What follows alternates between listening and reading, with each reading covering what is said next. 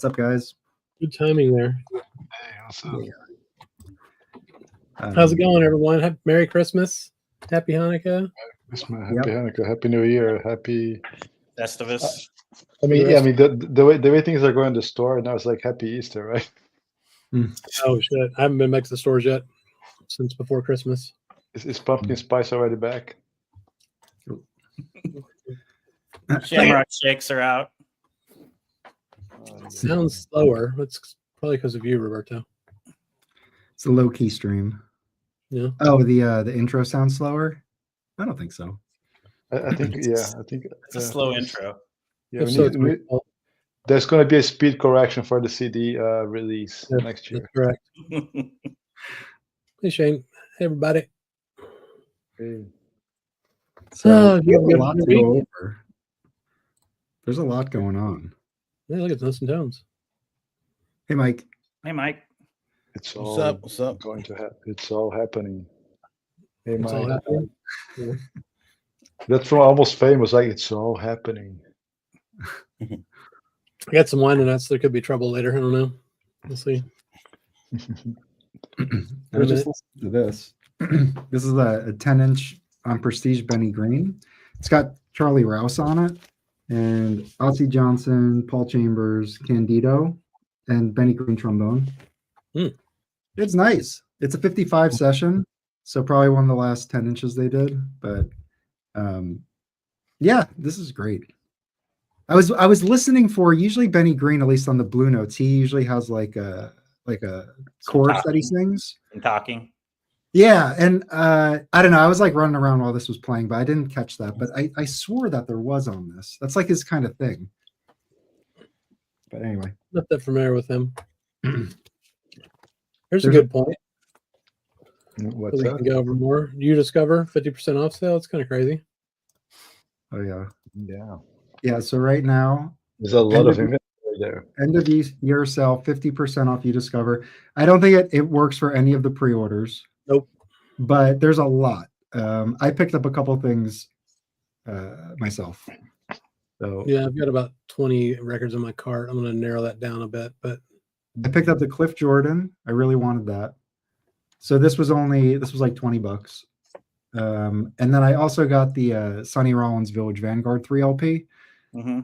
I think that was like $37. So that's definitely one. yeah, that's great. I mean, it's really good sale. What's their other store? Sound of Vinyl is the same thing. I don't think the inventory is any different though, probably. Yeah. Sound of Vinyl used to be like UK only, I think Universal, and then now they have a store here as well. They have like a few titles that do not overlap, but it's mostly the same. Yeah. It'd be nice if Kraft did something similar. Yeah, that would be nice. There's a couple of contemporary titles I really want to get, like that Prince Lashaw. I haven't bought that yet. The Howard McGee's really good. Maggie's back in town. That Is it? Yes, Yeah. that is a great session. Because that one, like the one you did the thumbnail for, I hate that record. Dusty Group. No, this is really good. It's just boring. I don't know. It's fine. It's just No, not it's good. good. It has Phineas Newborn, Leroy Vinegar, Shelly Mann. Oh yeah, it sounds Yeah. dope. Who plays trumpet on it? There's another one with him and Teddy Edwards. Or that's the same thing, isn't there? No, that's different. That's No, on it's Pacific. That's Oh on yeah, Pacific. that's together again, right? I think that's Pacific Jazz, Yeah, it is. or maybe it's contemporary. I don't know. I can tell you. Anyway, that Howard McGee is really good. Yeah, I have like the I the see. second Maggie's back pressing in of town it, yet. like an early '80s or late '70s pressing. Yeah, that's what I have.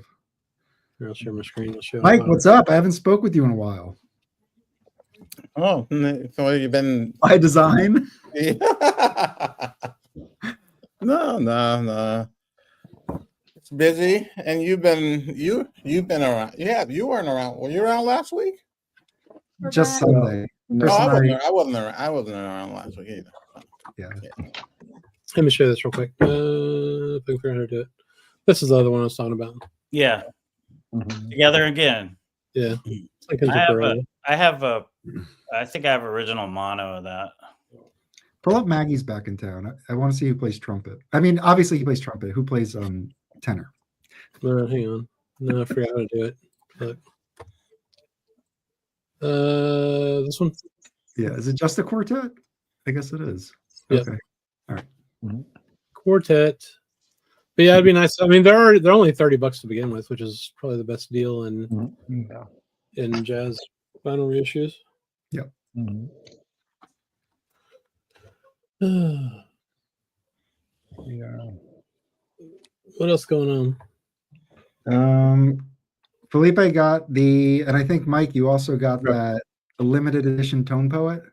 Mm-hmm. Yeah. Let's talk about that. So wait, okay, before we jump into it, I think I pulled it up here. So this is the first Tone Poet Society exclusive release. You have to either be a quarterly or an annual member or something like that. They only press 1,000, which is, it's not, it's gettable right now, but that's definitely going to sell out. Yeah. Oh, that's cool. Here's one thing that comes extra. I just realized after I opened it. I Hold totally on. forgot Sorry, about I'm this. sharing the wrong damn screen. Sorry, guys.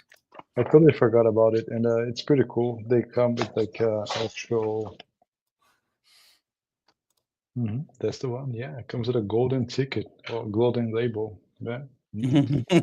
So it has a. And I think it was really nice because it comes with actual pictures, an actual. Oh, print. I didn't even pull that out. It's on the sleeve, yes, because I felt there was like some paper inside the second part of the sleeve, and I was like, dude, what's in here? And I completely forgot that they would add those pictures from the Festus Wolf collection. Yeah, I forgot about that. I played it twice, and I didn't even look inside the thing. Yeah. So yeah, I played this record a couple times today. Yeah, it's excellent. It's perfect. I mean, I got all my Tone Poet shipment today. It's behind. I think people like Chris Brown got like a week ago. So it's Florida. You know how things go. And Yeah. so my package, they bounced all over the place before they got here. But everything was perfect. The box was pretty solid. And it comes with the stamp number here, all the good stuff.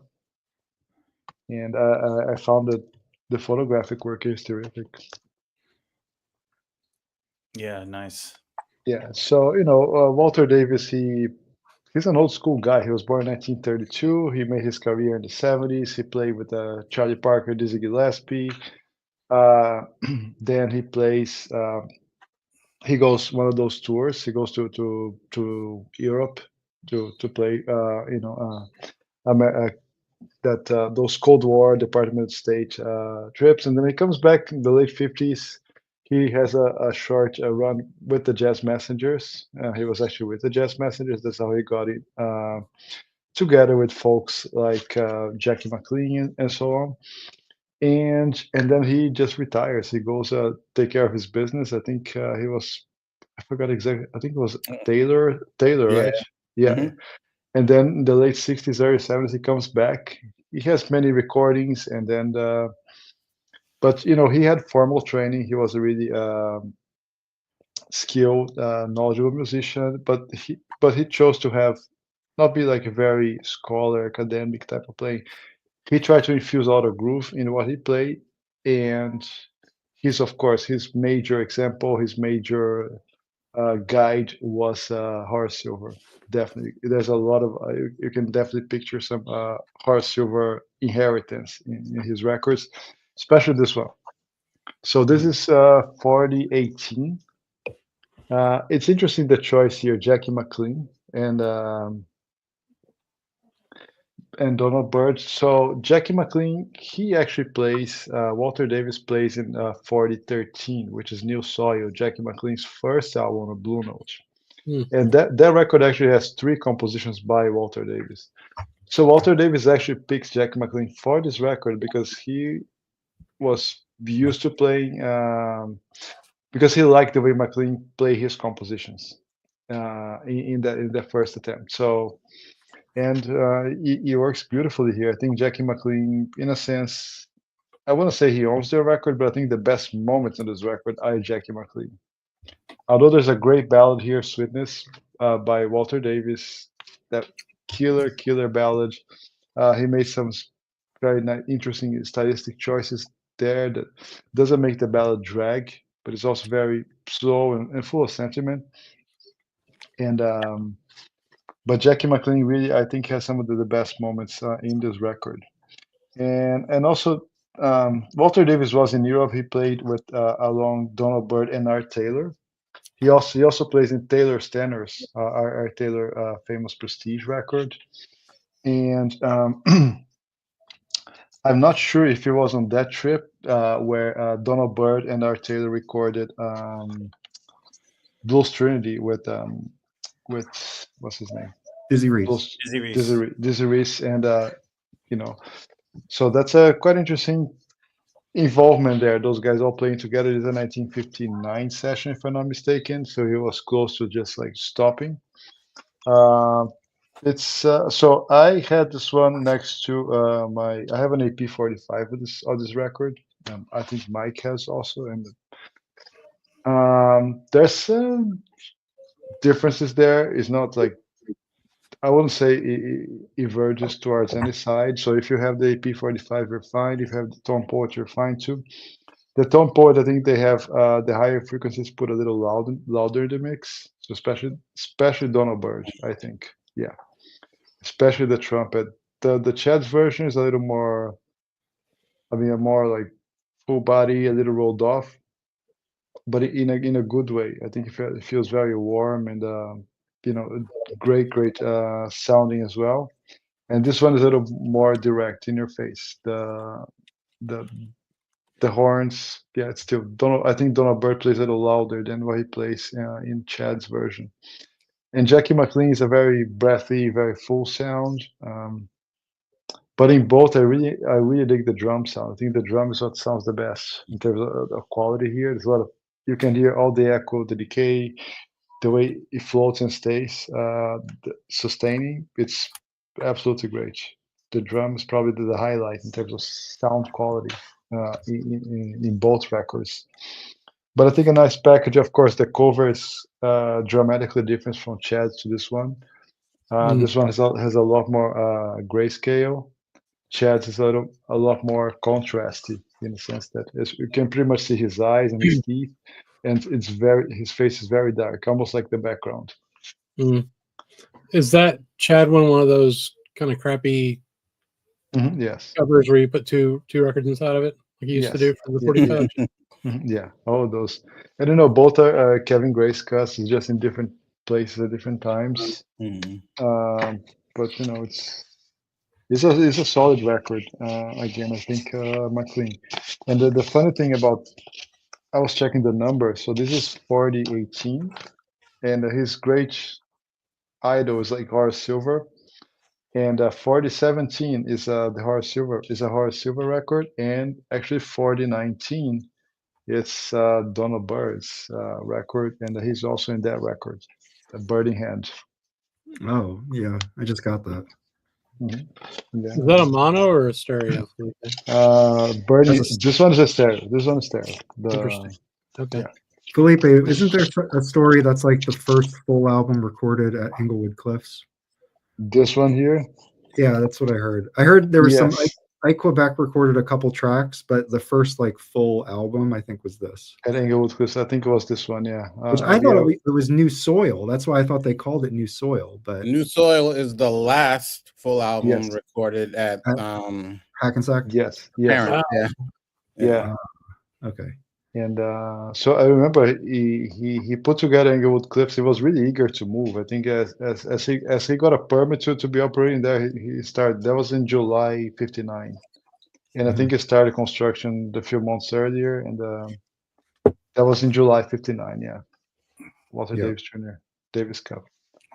So cool. it is a cool record. I mean, this is a limited edition, of course. If you want to go second market, get one. If you want to get a CD, get one. If you want to get Chad's, get one. There's plenty of Japanese copies as well, DMM. There's probably many versions of this Concierge. Connoisseurs. I think I bought a copy, my Japanese copy from Brandon. Did I buy your copy, Brandon? Did you have a Japanese? No, because it must be someone else, because I have a Japanese copy, a King Japan. That's the copy. I have a Japanese CD. Nice. Yeah. There's Excellent. one for sale of the new one on Discogs. Anybody want to guess what the guy's asking for it? $5 million 500. billion. 500. I already told you that, Mike. You're not supposed to guess if you know the answer. I didn't know it. No. Yeah, $500, which is completely stupid. Damn. Since Oh my Yeah, gosh. for I one mean, of the is there ones any- from now. Is there any indication that this might come out in another way? Doubt it. I don't think so. I don't think so. I mean, you never know. There's plenty of people that have done I that. mean, for $500, you might as well just sign up for the Tone Poet thing. You'll get all the other Tone Poets. Exactly. Exactly. Yeah. Yeah. Are you It's guys just get this, has this confirmed to be sold out? I don't think it's sold out. No, probably not. Yeah. Thousands a lot of memberships. Yeah. So, Mike, what did you think? It's I like the album. I like the Tone Poet better, than the AP. There's no what I would say major differences. I just like the fact that the musicians are more up front. Listening to the AP, Walter Davis stood out more, and Donald Byrd, and with the Tone Poet, the other guys, they're more present. They're all the musicians are present in the Tone Poet. I didn't really get that listening to the AP, and I like Walter Davis is playing on this, and Donald Byrd. Jackie is like at that phase before he becomes that guy with that that really bitter trenchant tone that he's so well known for. He's not there yet. So that's that's an interesting thing for me on that album. Just you're hearing him like he's continuing to evolve from Prestige, New Soil, and till he gets to the point where on those later albums where he really has that tone that that I love about him. That's what I love, that sort of really, some people say sour, bitter tone that he has, but he's not there yet on this album. Yeah, this feels more like old school, right, Mike? A little more Yeah. round and more, full. Yeah. It's cool. Yeah. I don't know.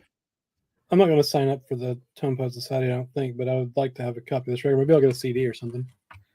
How's that CD sound that you have, Rob? I don't know, but it could be yours for $500. How do you not know? You not listen to it? Not yet. No. Okay. Interesting. And I know I have a CD. I don't know which one it is though. Yeah, and there's plenty of high-res CD versions of this one. Yeah. Oh, someone's mentioning in the peanut gallery that the AP SE CD, is available. That's interesting. Now, can you play those? Usually dual format SACDs.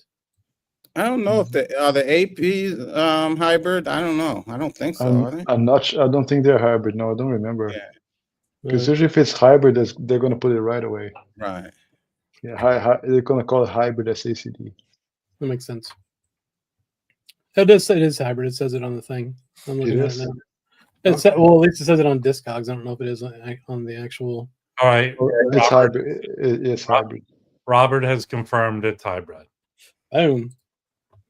Awesome. Maybe I'll order that. Yeah. I wouldn't mind getting an SACD player eventually, maybe. I don't know. Yeah, if you can find one cheap. Right. Yeah. I think the Emotiva is still the best bang for the buck, right, Mike? It plays this Swear All the CD as well. Yeah. I mean, I have an SACD player like years ago when Oppo first came out. They came out with a really inexpensive one. Yeah. And it played SACD, played basically every format. It plays every kind of format. Yeah, and I still have it, and it still plays fine. It plays great. And I know someone I work with, he found one on eBay, pretty cheap. I found one at a thrift store for $25, so that's the Mhm. one I have. Yeah. Yeah, I'm gonna have to look into that. That'd be neat. I haven't listened to the record in a while, but I do really enjoy those players at that time. And I think, Mike, I get what you're saying about it's before Jackie's tone changes, because it does still feel like I don't know, like it still feels like more traditional straight ahead to me. Like Yeah. the kombucha swing, bird in hand. It's more melodic. Yeah, Mhm. but it's Yeah, I it's very love melodic. it. It's like Pushes- my favorite Jackie. He to some pushes extent. being in and out of tune with his sound, which is what's so great. I mean, he's Mhm. stressing. That's what some people don't like, and what a lot of people I love, because he's pushing it. Mhm. Yeah, agreed. And his earlier stuff's just more melodic. Mhm. Mhm. Yeah, I still don't have Destination out. I was thinking of getting it on the sale. You had it and you sent it back. I know, but that was like when it first came out, like years ago, and I was just like, I don't know When about he this. was a little boy, he didn't know any better. I was True. a young pup. That's true. Did you send it back with Night Dreamer? Oh, you didn't have one. No, He sent it back with a note. I'll have to do that. Well, I could show something kind of cool. Mhm. Just real quick, Felipe Is it sent me Dreamer? this. This is early Fats Navarro, Oh, sweet. early pressing, and it's a 48 through 49 material. What's interesting of this record is this is really a Tad Dameron record. Like Volume 1 and Volume 2, if you actually look at like the groups, they're all the Ted Dameron sextet.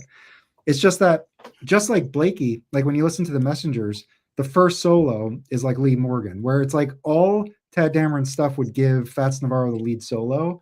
So that's why I think, it's he like dominates the songs. But it is technically Tad Dameron's group. So anyway, I just thought that was interesting, because this could easily be titled Tad Dameron. It's kind of weird that it's not, honestly. Probably probably had a contract with someone else, so Yeah. he couldn't be on Blue Notes. Could be, but this was But He was this was on, material he they was were, on Riverside, right? yeah, but this was material they recorded.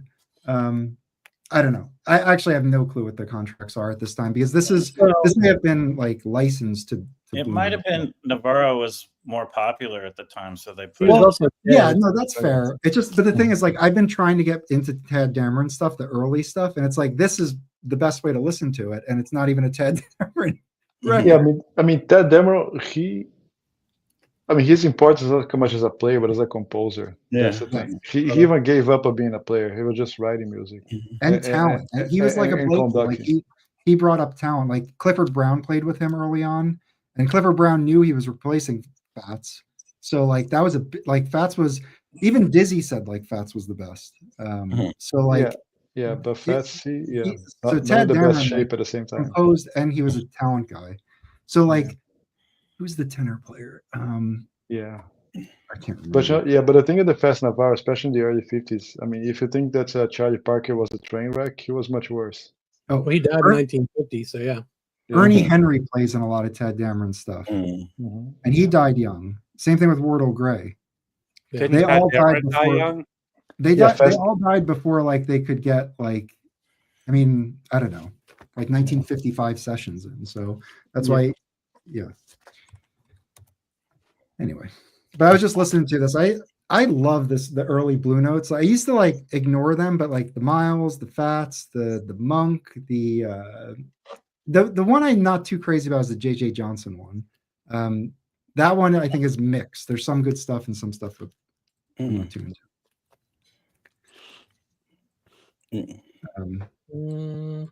So I've been thinking of ordering all the classic series of those since they've been doing them. And the Utah Hip at the Hickory House. Yeah, that's great. I got that in my when I did the sale that when you do the Tone Poet Society, you get a one-time 30% off, and then they had another sale. I combined it with a sale that gave you 30% off. Yeah. So I bought the Hickory House. Mhm. Yeah. That's sweet. I don't think he moved to Europe. He went to federal prison a couple Yeah, times. And then he with went a to heart attack and Lexington. had a cancer. Yeah. Yeah. And He does have some stuff on Riverside and Jazzland, Mhm. but it's later stuff, which is fine, and I really like that too. But yeah, Um, and it's more, it's big band, large ensemble stuff, which is what's it, Fountain Blue, and then there's another one. Gosh, I can't remember the. there's like Magic Touch or something on. Yeah, that's that. Yeah, Um, and then there's that Coltrane record. Oh yeah, Mating Call. Yeah, which I love. That's a good one. Yeah. I think Train sounds good on it, but I do feel like Dameron sounded like real subdued in it, like real soft. And I feel like Coltrane on it like matches that energy. So really is kind of a different vibe with Ted Dameron on there. But it is a cool one. It's probably because Rudy recorded the piano poorly. Anyway, I can keep going, but I think Brandon, did you want to talk about your favorite pickups this year? Did you have that ready? I just thought that might be something you guys wanted to do, but I got two things. I got some gifts, like Okay. that I thought was cool. My friend Donald, who I met because I was on this show. I got this Mal Waldron Crowd Scene CD. Oh, cool. Which is awesome. I think it's Sonny Fortune, Ricky Ford, Reggie Workman, and Eddie Moore is the band. It sounds great. I've only listened to it once, but it sounds fantastic. Is it a soul note or? It's a soul note. I'm guessing this was CD only.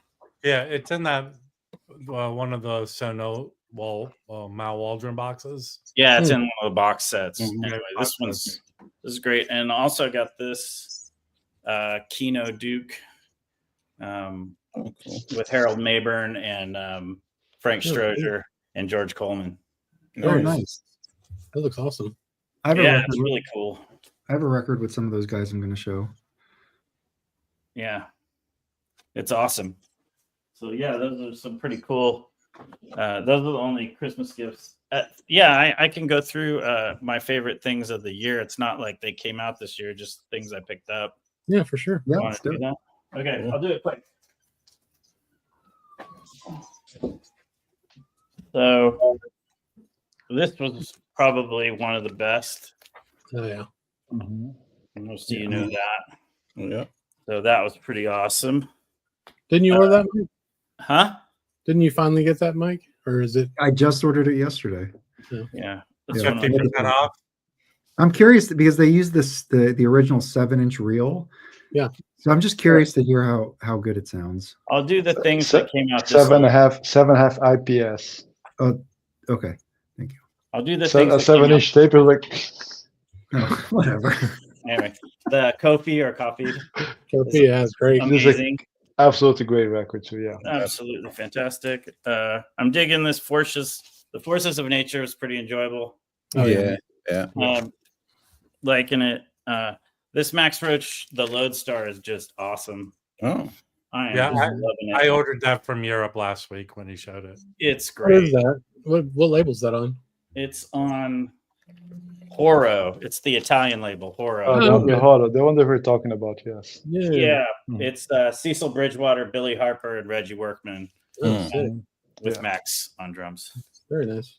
And it's a double LP, and it's just 2 tracks, and it's just a jam at Mama Dog Studios in Rome. Look, So it's just 2 songs, so on 4 LPs or 4 sides, 2 LPs. And then this was a big deal. Yeah. It made me super happy. And then these two, because these 2 Eddie Hendersons were a big deal. Nice. They're very similar and they're fantastic. And I didn't really know about them until early this year. I Became don't too. think I have any of his stuff yet. And then this Sadao Watanabe Open Road from the 70s is fantastic. It's a live recording and it's just one of my favorites. Just with a fantastic band. And then I got this from Felipe. This is Oh, one yeah. of my favorites. Nice. Greatness. Hey, Taylor. So There's one- that was a there's big one- deal. There's one still on the wall at Amoeba of that. I had to This get my this came out in 2023, but I got it this year. Tyshawn Oh, Suri. I love this Mhm. record. I absolutely love it. Very good. It's one of my favorite trio records. Mhm. This Coltrane, I finally got a copy that was clean Nice. and nice, and it's a promo. So that was Sweet. kind of a big deal. Is that a white label? It's on Impulse. No, No, this white white label. Oh, snap. Nice. Nice. Mm. White label promo. Big old promo sticker. Very It's not cool. for And sale, then baby. lastly was this Wishes band Kochi that I got. Oh, this amazing record. It's an amazing This record record. is so good. You guys should What all is it? buy it. What's it like? It's like it's definitely influenced by In a Silent Way, but you know it's fusion elements, but it's just beautiful, and it's got some. I don't know. There's definitely some Japanese influences in it too. Mhm. So I think, the band is half. It's half Japanese, half Americans. So it is Masabumi Kikuchi on piano and Fender Rhodes, and then Teru Masahino on trumpet.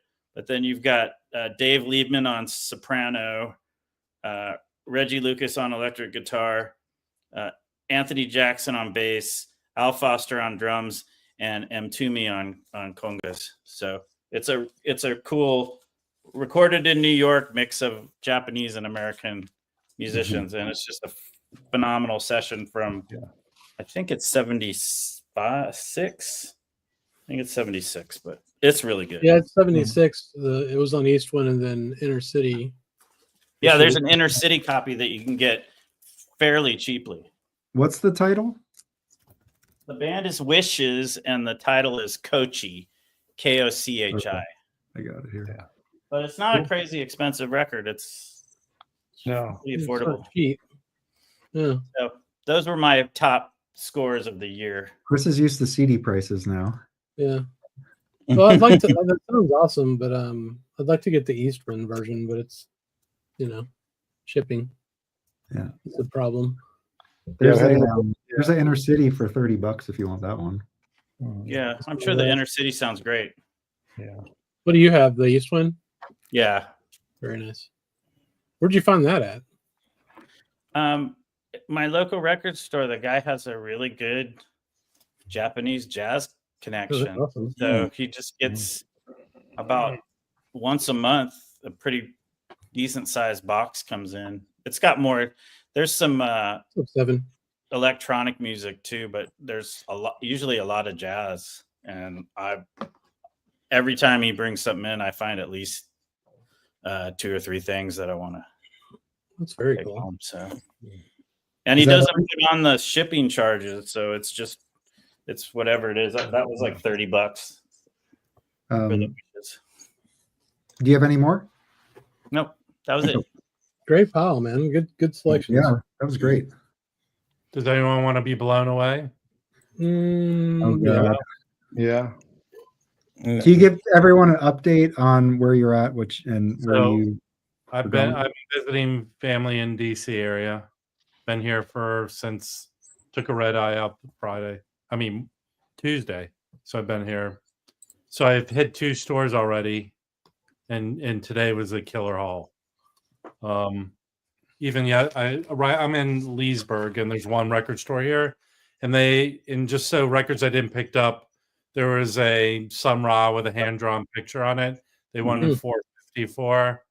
They had the Jeannie Lee record for $250. I didn't pick that up, but what I got from the store here locally, I got this art ensemble record still in the shrink on. I guess it's a live show they did on their own label. This is on their own label. Yeah, AECO Records. That's their label. Sorry. So this is a live show. Name I'm not even going to pronounce it. I'm so wrong. Yes, but I got that. So also they had a still in the shrink Black Bee copy of Lou Henderson Natural Soul. Oh, cool. Yeah. Nice. And I got the OJC of a Garland of Red. Oh, that's my favorite. Yeah. And I already have this one. This is Archie Shep on Soul. Is it Black Saint? Black Saint? A Sea of Faces. I don't know, again, how many. I haven't come across many Black Saints that are gatefolds. That's a gatefold. Oh, neat. Yeah. All So right. a single LP? Huh? It's a single LP. Yeah, one LP. So this thing Third is Street Dads. Look at this, Rob. Third Street Dads is telling you to go to CD Cellar in Alexandria. I know. I've been here enough. That's one store I go to a lot. So I thank you. And then I picked up. I have a copy of this that's pretty beat up. Mm-hmm.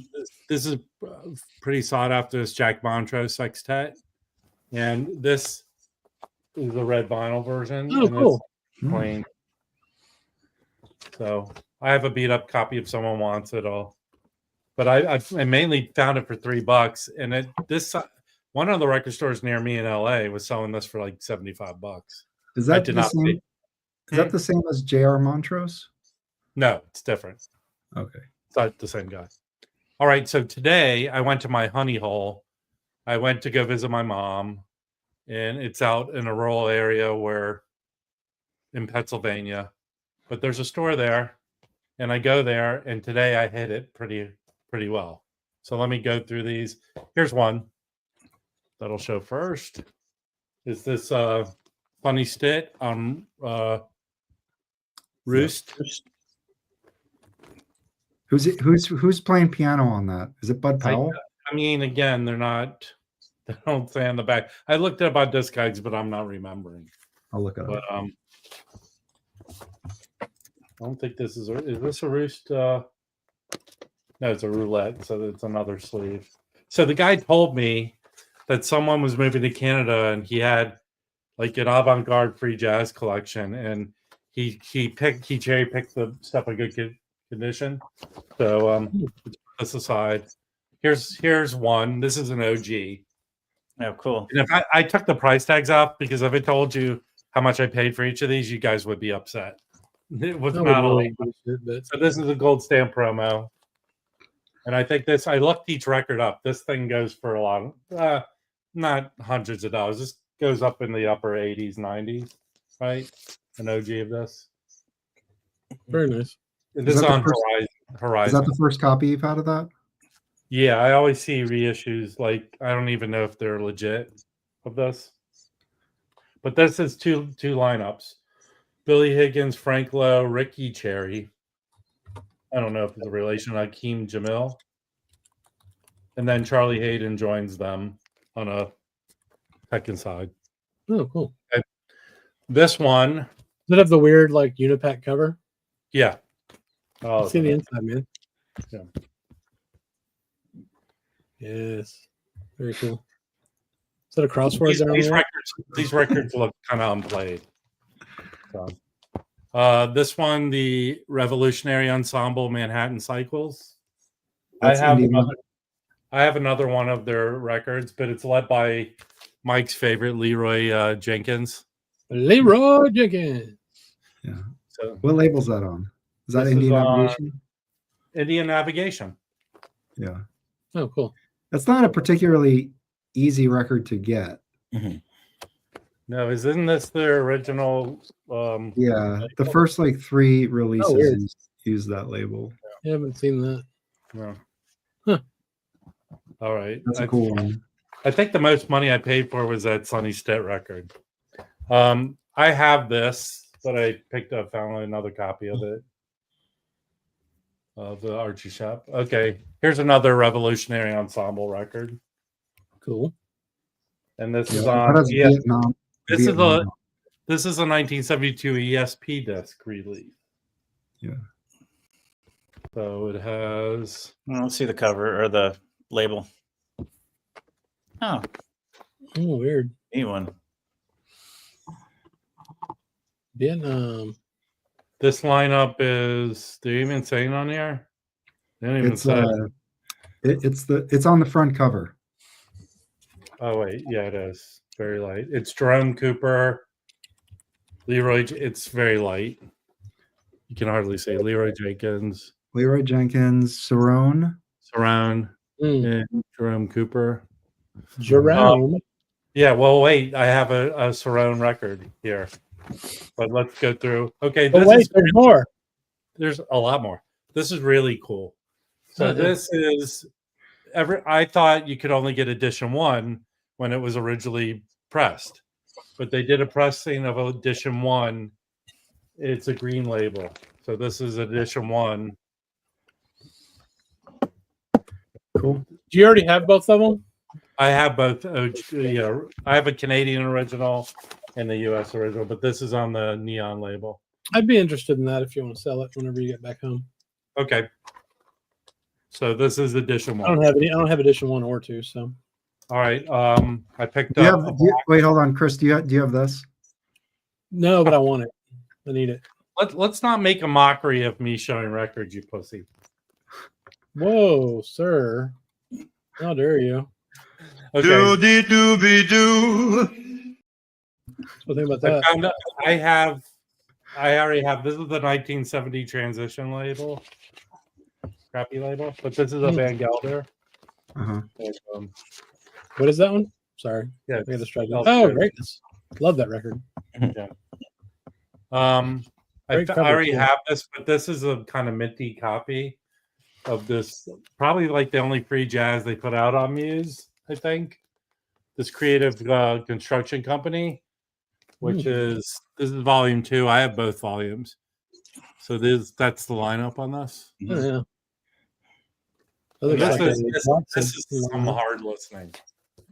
Yeah. I found this. I didn't even know they made a movie, The Last Poets. There was a That's there true. was a last. Does anyone know this movie that The Last Poets made? Right On. No, This is the soundtrack, 1971. right on, On- man. Huh? Said right on, man. On Juggernaut Records. Juggernaut. Yeah, What the hell is that? it's the inside. What's Are there words there? It looks horrible. All the lyrics, man. It's the lyrics. Looks like an eye test. Let's print black lettering on black and white. I don't know this label, Juggernaut. Does anyone? No. Okay. I found this ESP disc today with Albert Eiler. That shit is wild. I was just streaming that the other day. That's Yeah. crazy stuff. There are 2 Albert Eilers in the band, and this is the white label. Who's playing on that with them? Don Eiler, Charles Tyler, Henry Grimes, and Gary Peacock, and Sonny Murray. We also got 2 cats they're strangling while they're playing it. Yeah. All right. Next. That's probably like a $70 record. Is that fair to say? Yeah, I did not. Pay That's for one of the early pressings, right? Yeah. Then here's Saran. This album is not easy to find. This is his own first. This is his first lead record.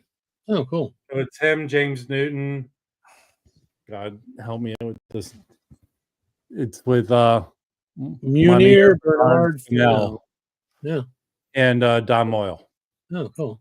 Moy. And I don't know this label. Moyle. He's not a Moyle. You moil. Do you know Moyle. this label?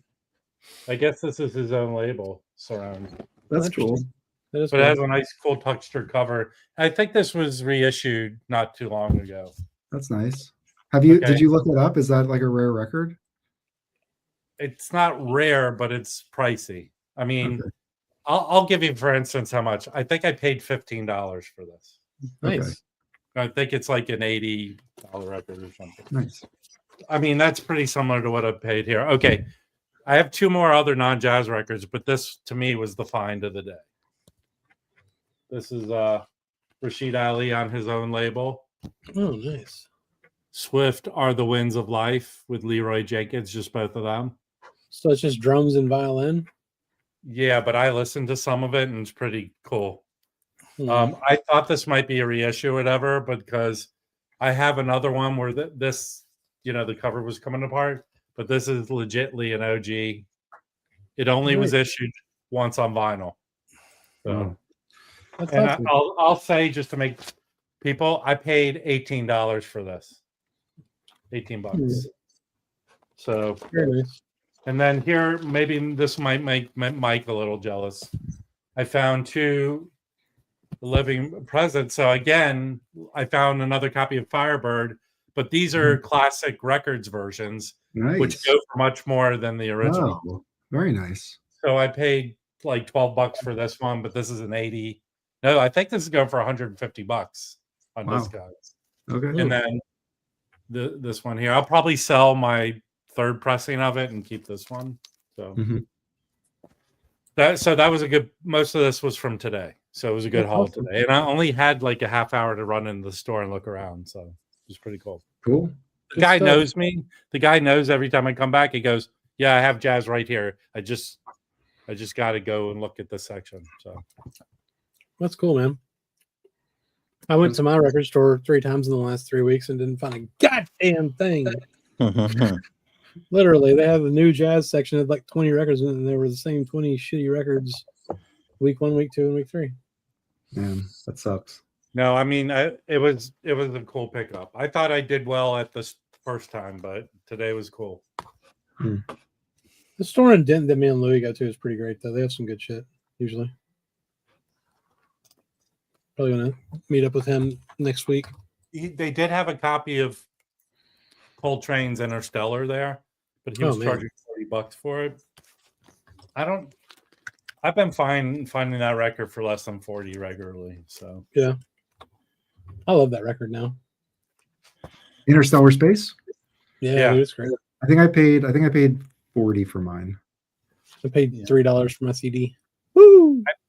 I've had 3 different copies of it, so it's good, man. It's wild as fuck, but it's, I don't know, something about that format of just sax and drums that really works.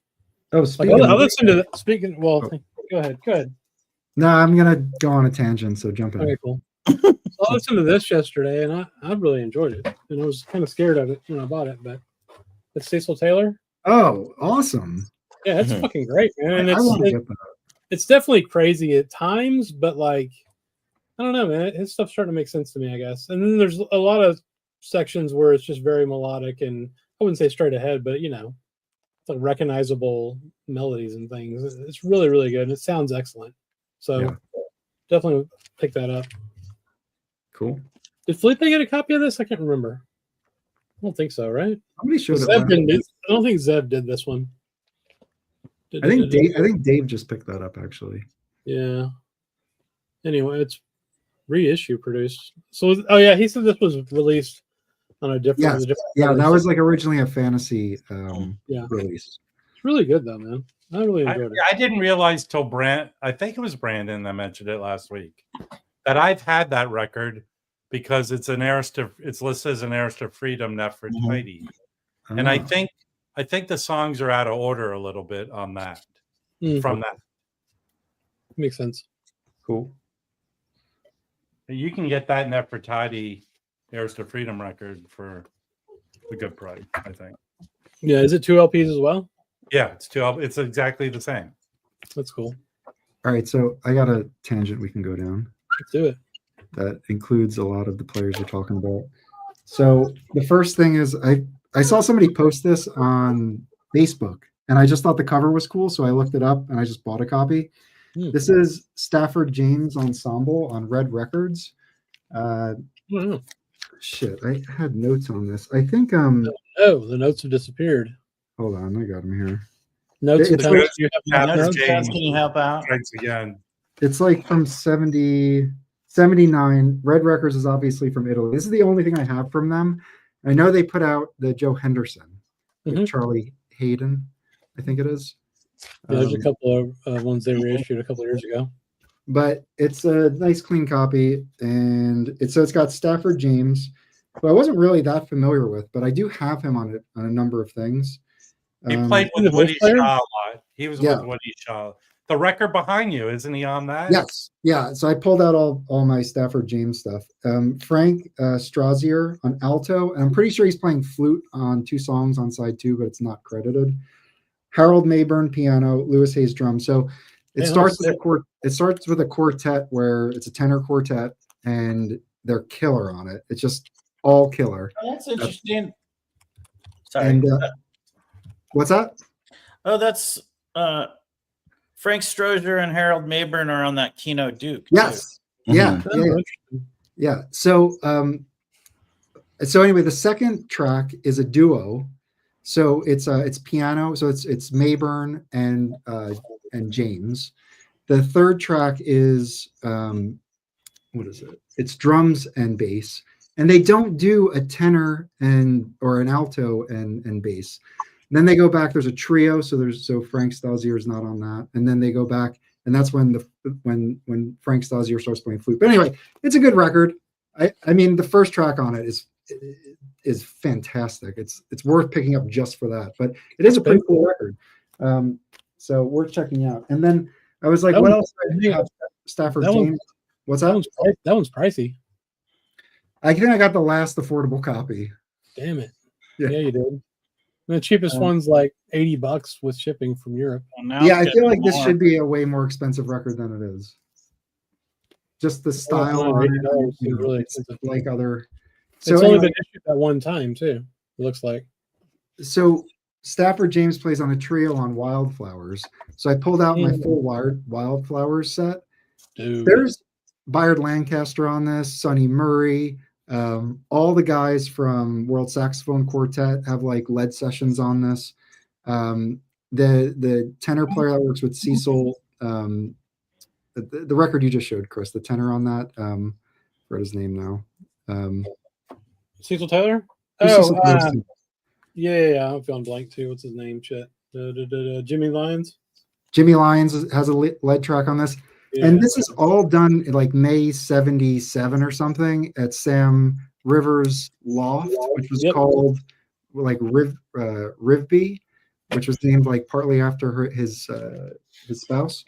Anyway, so and they're all live, so like they'll play and then you hear like an applause after everyone. It sounds like it's just a cool scene that they captured, and the playing is fantastic, and it's a great way to get a ton of players in your collection for not that crazy. Like, I think I got all these for like less than like $20 a piece. Yeah. And I have an idea. it's a great like record. It's a ton of horn players, right? Yeah. Everybody, there's like for example, let me take. Okay, so number 4. These are the lead records. So this is Hamiet Blewett, Julius Hemphill, Jimmy Lyons, Oliver Lake, David Murray. So this one is like all sax players. You know, Fina. But then on 5, there's only 2 tracks, and one of them's a Sonny Murray track that has Bayard Lancaster on it, and then there's Roscoe Mitchell track, and so there's only 2 tracks, so each side is an entire track. But it's a great reference for all these players that their records are kind of expensive to get. This is a great way to at least have something to explore. CJ, I tell people this. There is a 6 record. It's just a sampler from Wild. Nobody wants the sampler if you have the first 5. Listen, I'm tired of you fighting me on this. It's stupid. I'm a it's well worth investing in these because they are really nice to have. I'm with Crit. I don't like samplers. No. But I have an idea, Mike. Says you have all of them, right? Well, it's not really a sampler. It's the recordings of the concert, and they just have multiple acts. Really, is how you should think of it. No, the 6th one is a sampler from all The 5. 6th one is gray, and it's a sampler, but it's the 6th one. It doesn't really count. If you So don't you have all 5 of them, right, Mike? What? You have all 5 of them. Yeah. Let's pick a day next week. We listen to all 5 of them and get really baked, and then we do a live stream just about those records, just me and you. Yeah, and I'll listen to the 6th one. Yes. All right, that sounds good. That's a full day. It is a full day. Oh, it's the Wildflowers sampler. It's really, I don't know. It's a great reference to have. I really love having this. Oh, absolutely. And the covers are really cool too. Yeah. Oh, Paul wants to join us too. Look at this. Especially the sampler. We got to plan this now. We've got an actual subscriber to the channel demanding this, Mike. What? We have an Okay, actual cool. member of the channel demanding this. So Hey, yeah. hey, by the way, last night I went to watch the 2 worst NBA teams play, and it was actually a really good game. And NBA is great. and they had a deal with if the opposing team missed 2 3 throws in a row, everyone won Chick-fil-A. So at the end of the game, the guy missed it, and I started chanting Chick-fil-A, and the whole crowd started chanting Chick-fil-A, Nice. and we won. We got Chick-fil-A. Nice. Did they bring Shaq out of retirement to throw free throws? No, it's in the app. Everyone in DC gets Chick-fil-A, so it was cool. But I started chanting it, and everyone around me goes, Chick-fil-A, Chick-fil-A. Is Jordan still like coaching the team or what? No, they have Jordan Poole, who actually played well, but LaMelo Ball was playing well, but they're the 2 worst teams in the NBA. Charlotte and DC. Oh, Yeah. I brought this up because while you guys were gone, because I was going through, I've been selling records, and I found out Bayard Lancaster is on this record since cool. he's been coming up so much. Yeah. And it's actually a really good. This is a really good record. George Benson's on it. Obviously, it's a Larry Young led group, so Young writes most of the tracks. But it's kind of cool having a Bayard Lancaster record that's not crazy expensive. Yeah, For sure. What were the Wizards before they were the Wizards? Weren't they a different team? The Bullets. I grew up with the Bullets. Why'd they rename them? Just because Because DC and one of the nicest owners in the history of sports is Abe Poland, who owned the Capitals and the Bullets. And he succumbed to pressure that it was at violent times. It was when DC was labeled the murder capital of the world, and he succumbed to the pressure. Wasn't it when Marion Barry? Was that Marion Barry's time? No, it was after Marion. It was after Marion Barry. It was in the 90s, right? 90s they renamed it? Yeah. They're the Bullets, man. The Bullets is the coolest logo, man. Bullets is a good name. Yeah. I mean, unless you're... I grew up with like Wes Unseld was a Baltimore Bullet when they moved to DC. He was the dude, man. The Wizards just makes me think of like Gandalf, like nerds. It's not a bad sports team name, but I mean, they're horrible. I don't know how they will get out of the hole of badness. Come on, Sean. You need to listen to your jazz records more. It's true. But they gave a free Chick-fil-A. So that's $7 pretty a awesome. ticket. Yeah, what do you know? They're building a new arena down in DC. This arena is not horribly old, but they just broke ground on a new arena for the Bullets. Did you get to pick your Chick-fil-A, or was it just like chicken and fries? No, it's in the app. If you live in the DC area, open the app, you get a free chicken sandwich. Go claim it. Thank me for chanting Chick-fil-A. And then they'll say "my pleasure" when you get it. You know. But the new arena, I'm sure it'll be stay there. The Capitals are good. It's the same ownership. Ted Leonsis. That's great. Yeah. Mm-hmm. And Ovechkin comes back next week, so they're gonna kick ass. Is he still playing? Yeah, dude. Yeah. He's still playing. He's gonna break the scoring thing. No, he's not. Yeah. Maybe the goals record? He's not going to break scoring. Yeah. He's gonna beat Gretzky. No, Yeah. Florida's the best ice hockey. Okay, forget about it. Florida's the best ice hockey. I mean, they got great teams down there at times. Hey, look, they're excellent. Each team has won a championship, so I can say that. What do you mean? The Bullets won a championship in 77, 78, and the Caps won in 2018. Yeah. Mm-hmm. What about the Nationals? Didn't they win one? And they won one too. And then forget about the Redskins. They kicked all of their asses. Yeah. Too bad they're terrible and I hate their guts. There's a new ownership. They're all good now. Man, they're still the Redskins to me, though, man. The Commander Skins. Commander Skins? Yeah. Commander Skins. No, they need to rename them. That shit was weird. What neighborhood is the new arena in? The current arena is in Chinatown. Mm-hmm. I forget where they broke ground, but it's somewhere in DC. They broke ground last week. A $2 billion arena, something crazy like that. Yeah. And that's for the Wizards, or it's for the Wizards and the Capitals and the Mystics.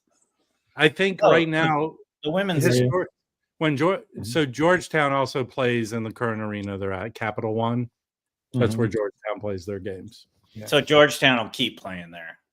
I would assume. I don't know what they're not going to demolish this arena. It was a nice arena. I went in it. It was fine.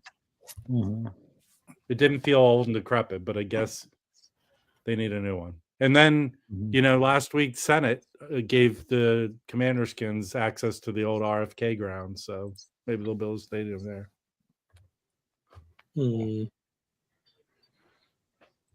The Mystics? Who the hell are the Mystics? That's their WNBA. The WNBA team. Yeah, they won a sorry. They won a I'm sorry. championship too. I didn't They know have- that. Yeah. That's cool. The Mystics and the Wizards. Woo! Oh, that's fair. It's like I just feel like it's Comic-Con. Like, What's wrong with that, man? Come on. hey, Yeah. I like comics. Hey, Jeffrey L. The when the Caps were in the finals with the Wings, they lost. They were swept. They didn't put up any fight. I have to go. For a second, guys. I'll be right back. Did you go to the bathroom or what? I hope you get a good seat. I'm getting the phone call, you retards. Hey, that's offensive. My kid was taking the phone call while he's on the screen. Oh. Wow. And by the way, where he's staying, Leesburg, Virginia, has one of the biggest outlets on the East Coast. He's probably got a new cap and a jacket there. There you Yeah. Let me see. I think go. Portland someone should asked have the something. Mystics and the Wizards, not DC. I agree, Paul. Yeah. Portland should have the mush and the rooms. Oh, Jacob, that was a stretch, buddy. I like it though.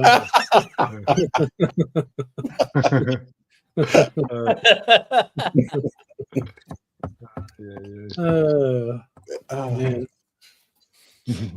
I gotta wait for Rob to come back. He sent me a bunch of CDs finally. Oh, just a question here, pretty quick. Yeah. So this golden thing here is just my amp. It's just my amp. Yeah. You're awesome, amp. What? Oh, yeah, your amp's gorgeous. Agreed. It's gorgeous. It's gorgeous. He upgraded his Crosley. I got the Crosley 2022. Very nice. Well, because Felipe's amp takes cues from like the late 50s Fishers. It's that style. That's cool. Yeah. The side is like wood. Pretty cool. That is So it has history in older amps. Yeah. So the guy that started this company, he was a designer for Luxman for many years. So he also has a little bit of a hint from there. Yeah. Also a great amp and Oh yeah, Luxman. CD I mean, maker. Anything Japanese, you can't go wrong with Japanese, right?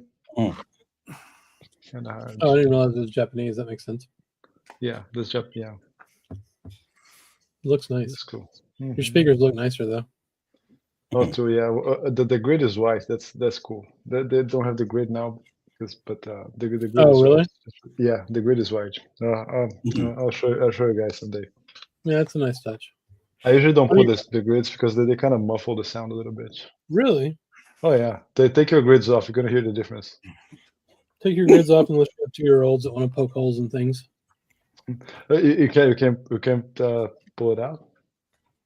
What? What do you mean? No, The I'm grids. saying if you don't have the grids on, you got little kids, they'll just crush your tweeter domes. Oh. You know? No, yeah. So, I mean, the purpose of grid is just like physical protection, nothing else. There's no acoustic value whatsoever. That makes sense. I mean, the white Yeah. ones do look cool though, like in those. I'm trying to remember the ones I've been looking at. So Klipsch Heresies that have the white grills on them usually. The heresies? No, the heresies. Oh, I great. think so. Yeah, I think so. Yeah. They can. I Yeah, think you I can think order. you yells with You the can orange custom. are kind of Shade. cool. Yeah. Yeah. That's the kind of thing I'm looking at to get eventually. I think some Klipsch horns. You know, Some big ones. not giant. Just there's. Let me see if I can find the ones I've been looking at. They're I think expensive. the Fortes is a good buy. Yeah. The Ford, I the Ford I is would- Ford, not I the would 3. stay away from small clip speakers. They are really high pitched, and I don't know. Did not enjoy the ear fatigue after about 2 hours. Really? Yeah. Well, I mean, that's one of the ones I've been looking at. I want to definitely do some listening eventually whenever I decide to get our system going. The Bowers cool. and Wilkins have been like, I can listen to them for like 6 hours, no problem. Yeah. So that's what I like the most Yeah. about them, is my ears don't start hurting after 5 hours.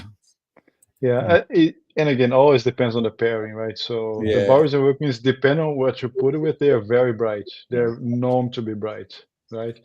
Mm. So you have a good combination there with a good amp and everything. Mhm. I think Chris running this Marantz or whatever, I mean, the Clips cars, they're going to sound really good. They're going to be a good pair with the Marantz amp, for example, Yeah.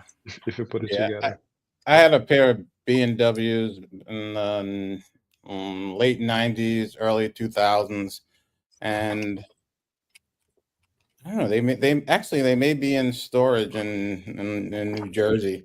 But yeah, I have, my equipment didn't match well with it, and it was like really fatiguing. Really? Mhm. Yeah, and then but I never sold them, so I'm sure they're like in storage. And What do you have, So like an Indiana Jones storage warehouse over in Jersey, man? What's going on?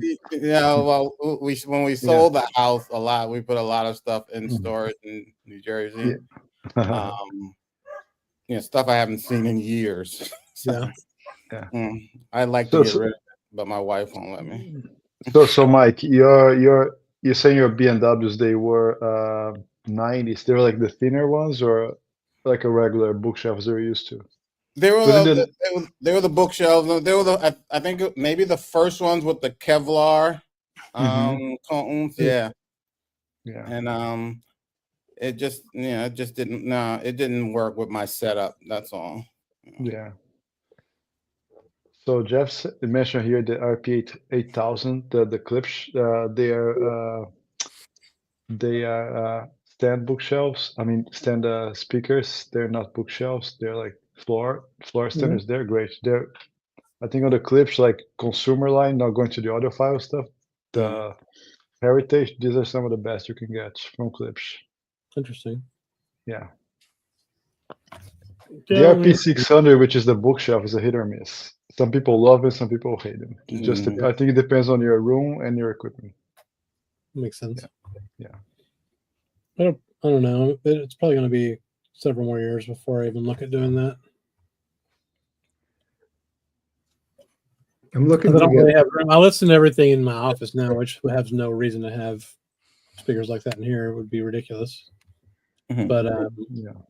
eventually, I'd like to have a listening setup in my living room.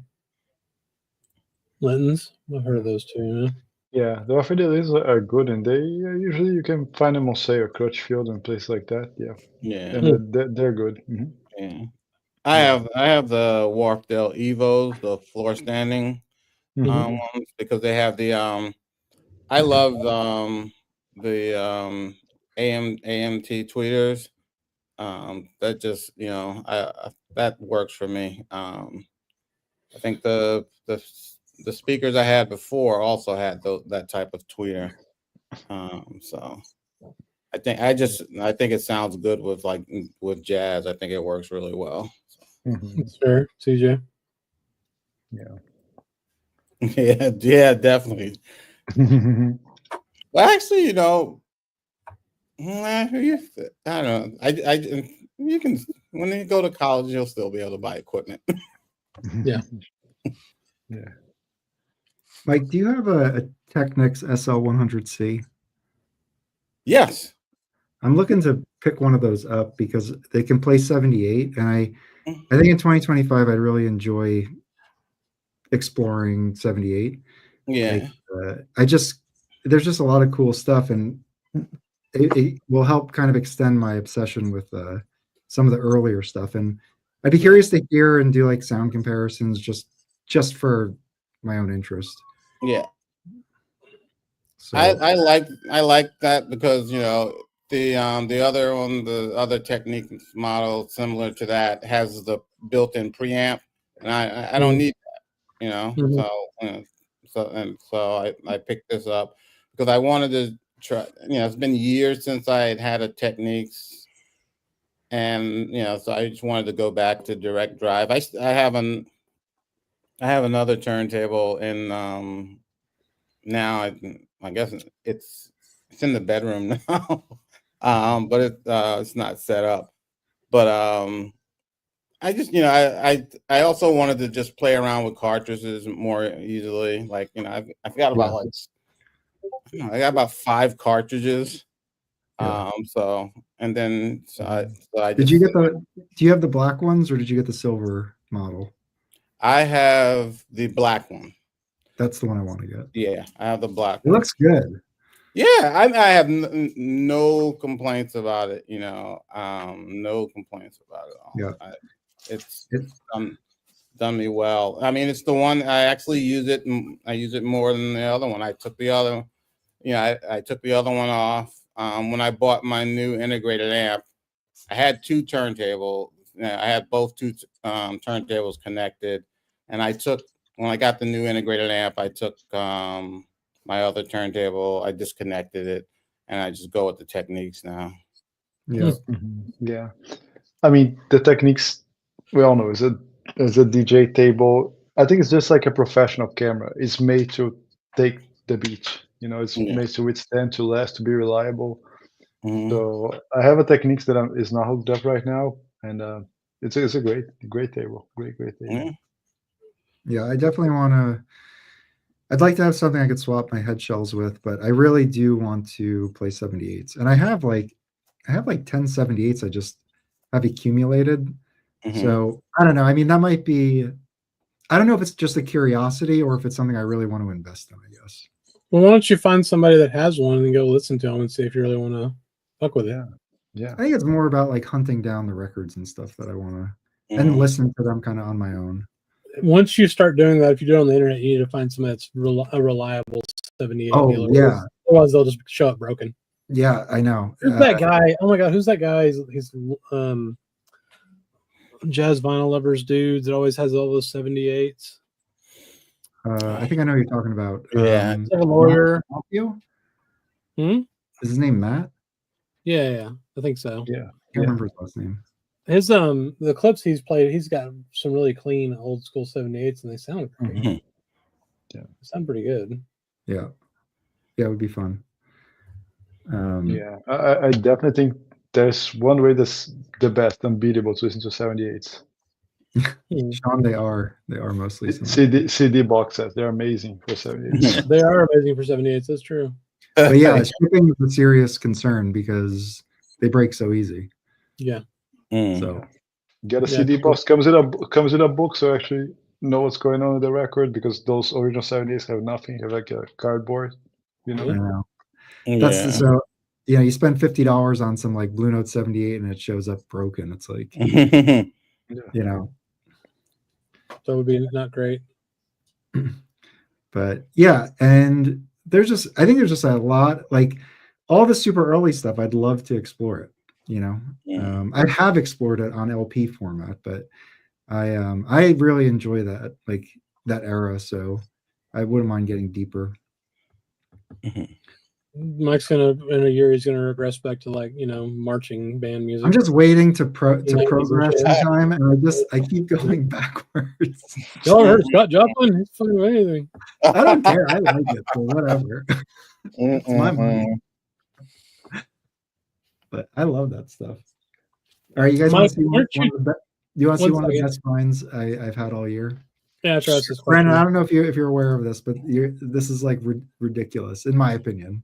So I scan, the eBay and Discogs regularly, and I just happened to pull up a search, and this was listed for $7.75. This is a 63 of 11 Trio. I think that's what I have. So yeah, I got it for a killer deal. It said it was pristine. It came in, and the record is pristine. It's fantastic. I mean, I really love it, and I have this OJC. So this is a stereo. The one that I got for $750 is a mono. Nice. So I know like the sound comparison is limited, but whatever. They're the two versions of the record I have, so I listened to them both, and it's totally different. And I know it like that's what everybody says, but the stereo, like you have Paul Motion in the left channel, my left, and then Scott LaFaro on bass, and then on the right channel, and then Bill's right in the center on the OJC. It sounds great, and their interplay is great. And then I put the mono on for comparison, and they're all in the center channel. And since they're like talking, like they're trading who's leading all the time, and it's all in the center channel coming at you like this. The It's center almost channel is the like- only channel, by the way. What's that? The center channel is the only channel, by the way. Well, whatever. They're all together. There's no sound stage except for what's right in front of you. And the interchanging of the lead instruments, it almost sounds avant-garde with how one comes in and the other comes out, that you do not get on the stereo. Where the stereo, it's like, okay, the drums stopped here. They just kind of fade here and they'll come back. Where when it's all coming at you, it's like, it's just so different, the listening experience. And I realized that today. And it just works so well in mono with this group. So the mono is the way to go, in my opinion, on this guy. And yeah, so anyway, so really happy to get this. The sound on it is good. It's got like a sharper top end. It's a noisier vinyl, like the OJC is dead quiet. This is just noisier. I think it's just a characteristic of the vinyl they use, but it's still totally fine. But it's beautiful. It's a really great pressing. Yeah, what is thrilled it's, to so get it's it. the blue Yeah. blue So it's this. blue. I'm pretty sure that's the exact same one I have. I can't believe I got it. I mean, it's essentially, I mean, the listing said it was pristine and it was just up in an attic, and they were listing a bunch of classical, and this was the only jazz album. So I'm guessing it was a classical collection, which probably means they took good care of their records. And anyway, it came in and it's great. So I was thinking maybe of flipping it just because I could get a little bit of money for it, but I'm definitely going to hold on to it for a long time before You should definitely flip it. consider that. Mhm. Oh, yeah. It's great. The mono is just awesome. I really loved it. So I love that record. That's one of my Yeah. favorites. Make toasty heroin addicts get a bad rap, man. We're fixing to have a former heroin addict as the Secretary of Health and Human Services. It's going to be amazing. So, and I don't have like these are only two copies I have. I don't have the AP box 45. I don't know. Has this been put out by Kraft on the new No. OJC yet? I'm Mhm. sure it will. It will be. Yeah. Absolutely. I haven't heard any of those. I'm sure that there's characteristics that make them superior in certain ways, but it's also just awesome to hear this version. I would definitely have bought the OJCs if I knew they were coming out instead of that fucking AP box. I mean, the box sounds great, but God, man, it's such a beating. Yeah, I just figured that there are things that you can count on being like reissued. Bill Evans, Miles. So that's why I didn't buy the box. I was like, they're gonna do that.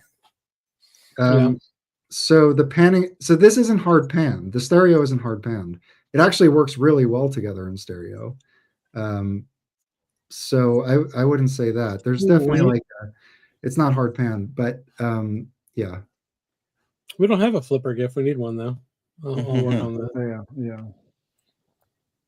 It's Felipe's favorite. Yes, I just figured out the difference between mono and stereo. Actually, that's a good topic. Steve. When we have Steve coming to the channel, he will give a lecture on that. Okay. Oh, there's some mono and stereo. Oh yeah, and he's gonna explain how the proper setup for listening to mono should be. That would be. I think quite Michael a- yell at it. We'll get in a fight with him again. Probably. Yeah. Of course, who is Steve Gutenberg? What does he know about that? Well, his analogy was flawed, and I pointed that out.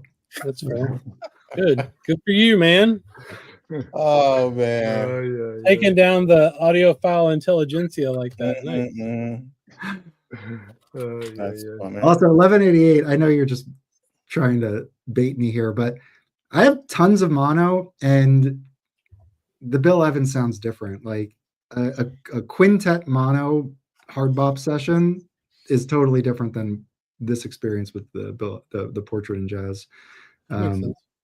I mean, I really do feel like it I don't know, it just shows how they work together in a way that I haven't had insight into before, and it's brilliant. There was a guy, speaking of mono, that y'all all know who I'm talking about. He was on the Jazz Vinyl Lovers thing back when I was a member there still, and he had a mono setup only, so he just had one speaker. Mhm. He was from France. Yeah. He used to get really mad when we talk shit about the Gray Label Oh, stuff. the guy he had the mannequins. Yeah, he had the mannequin. Yes, yeah, yes. Yeah. it's a mannequin. Yeah. But yeah, he had a really cool setup. He did silver receiver with mono. He had just the one mono speaker. It was pretty cool. Yeah, he had the mannequin. For sure. I mean, once somebody made a comment about the mannequins. Yeah. Oh yeah. I think he even left the group for a bit because he was They got this, He yes. left this was like in 2020. He definitely left the group like 3 times because people talk shit about Doxy, and it made him mad because he's like, some people can only afford these, and like, it's fine, dude. You're a grown man with like mannequin, female mannequins dressed. I was like, okay. And you think people are gonna make fun of you? I will say though, it was really cool because he would have the mannequin hold the albums. Oh yeah. Yes. Oh, Oh my Pretty gosh. sweet. That sounds like that movie, The Lonely Guy, where they have cutouts at the party. Yeah. Oh man, that was fun. That was great. I miss that guy. If I ever actually get my dad's turntable fixed, I'm gonna make it a dedicated mono turntable. That'd be fun. Oh man. Yeah, that's right. It was Jack Higgins, the engineer on that for Riverside, who also did some of the Monk stuff. Did Rudy do any Riverside stuff ever? I don't think so. Oh, that's funny, Paul. Yeah, that's fair. Every time you walked up to it, you just scared the shit out of you when you forgot it was there. Oh man. Y'all remember the movie Mannequin? Yeah, I actually like that movie. I thought The it was movie's pretty awesome, dude. Yeah. I can tell you a story about Mannequin if you want. Okay, let's hear it. Did you test it? I was trying to make one come alive, just like no, I'm joking. Oh my But God. so that movie was completely market researched from conception to the end Mhm. for this dude who came to Hollywood to present a new way of doing movie market research. So Mannequin was a proof of concept. So they market researched every aspect of it, the script and everything, and it proved that it works. That was a huge hit. Here's a topical holiday comment from Jacob. Maybe he was home alone and needed to keep the burgers away. It's true. Here's an important question as well. Hey, did someone discuss how the new small batch sounds? Mike, you have it, right? Is it good? I think it sounds. I think it's. Excuse me. I think it's actually, for me, it's probably the best sounding small batch. I don't have all of them, but I have a number of them. Out of the ones that I have, I think it's the best sounding.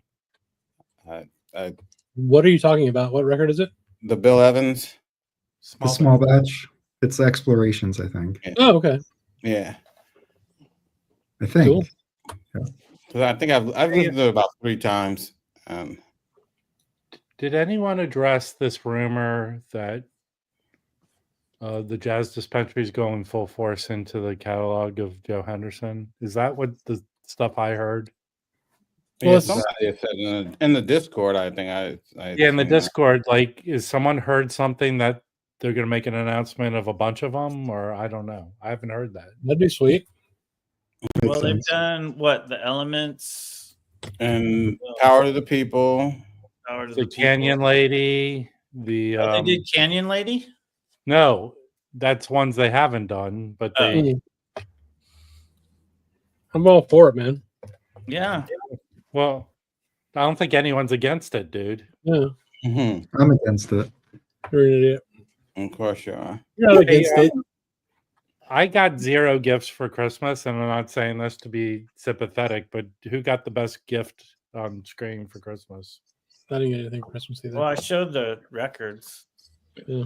Actually, that was I didn't get any other gifts. That was Yeah. it. No, I got some gift cards.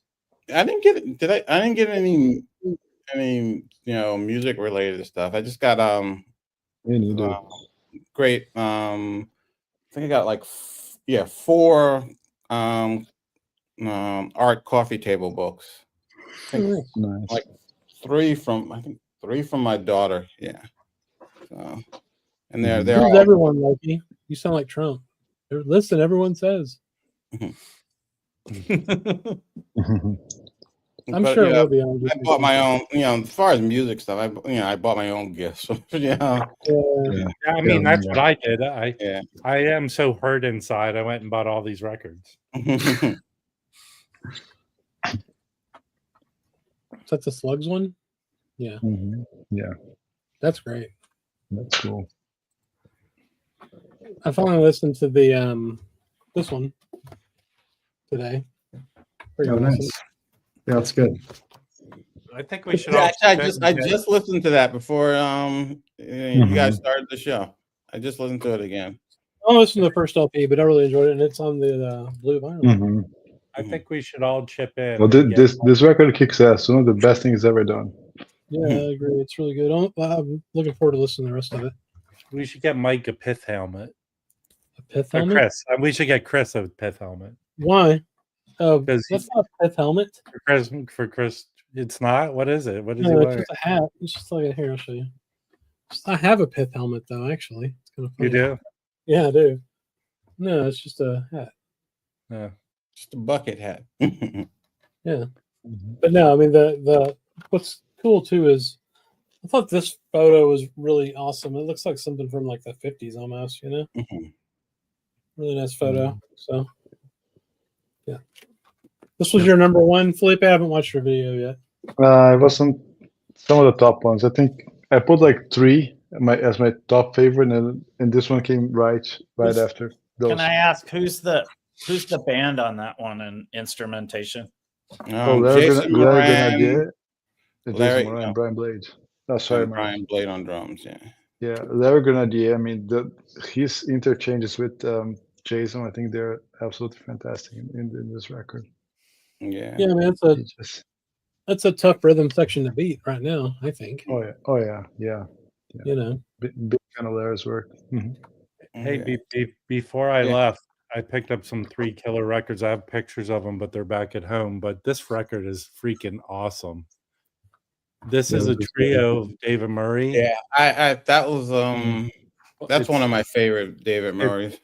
Paul Chambers, not Paul Chambers. It's Joe Chambers. Joe Chambers, and Richard Davis and David Murray. And Oh, it's sick. freaking awesome. Yeah. Good band. And then is that on Blackstain or? yeah, it's Black Saint. And then I found a Japanese 10-inch of this, cool. which is cool. It's a weird cover. Japanese 10-inch. Yeah, it's a Japanese 10-inch. It was originally a 10-inch, right? Yeah. So this is Japanese pressing. And then I found this. I didn't know Classic Records did 10 inches. This is a Classic Records pressing Oh, that's cool. Yeah. of that. And it's got a deep groove. It's really nice. Yeah, they did the whole thing with those reasons. Beautiful. They did all of them.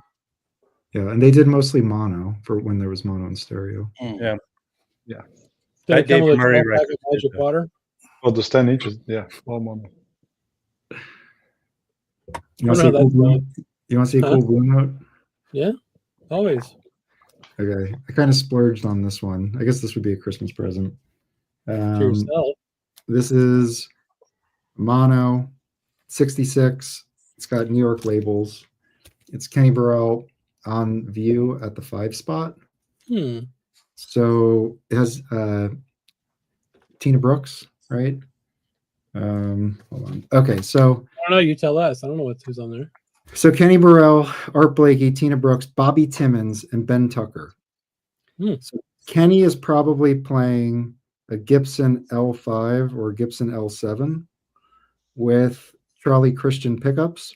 I don't know what any of that means, but I guess that's the guitar and the modifications he used. And then the amplifier was likely a Fender Deluxe amplifier, given the time this was recorded. I think this is the first mono reissue. It's earless. Tina Brooks is really nice on it. Bobby Timmons gets like 8 minutes to solo, and he takes it on side 2. It is like just a long, because it's obviously a live concert, so it's kind of a different approach. And Bobby just goes off. Like he's got like I don't know, he's got like a soulful gospel style to him, but you can hear the improvisation kick in. Like it's just so. At least that's how I perceive it. It's like he's kind of going through, and there's so much time that he's probably just thinking through what to do next, honestly, at points. And then Blakey gets like a full 8-minute solo on track 2. He takes the snare off the snare, so like he unclips the snare at the bottom of the drum, and it basically turns it into like just probably like 4 or 5 toms. And his soloing is like, it's all like melodic, and you could hear why he's like known to play like thunder style drumming. Like that's what you get from this. It's a great like drum solo that has like melody in it, which I thought was cool. Charlie Christian pickups are really cool looking. I can't remember how it worked with, they're very unique. So I don't remember if Gibson was already making them and then they just started calling them Charlie Christian, or if they made them for him. But it has this middle magnetic strip, whereas most of like the P90s and the humbuckers of the time are just silver or black blocks with the poles coming out. So it's a very different looking pickup. Okay. L5s and L7s are just archtop guitars. Yeah. With 1 or 2 pickups. Yeah. And the tone, I mean, everybody sounds great on it. Bobby Timmons and Blakey definitely stand out, though. Tina Brooks is really good, too. Where are you at with jazz guitar now, Mike? Because I know you weren't a huge fan in the past. You know, it just depends on the style they play, I think. I've learned to be interested in it. Like I mentioned, I got the Art Tatum with Tiny Grimes trio. I thought that was fantastic. I loved that Tiny Grimes playing on that. You know, like, am I crazy about like Grant Green? Not really, but I haven't really explored him all that much. But I like Kenny Burrell. I like Charlie Christian, the little bit that I have of him. It's probably still the one instrument I haven't really developed a really good ear for. That's fair. So I like it though. It's, it just depends on the album. But yeah, so has this been reissued? I have the DMM of it.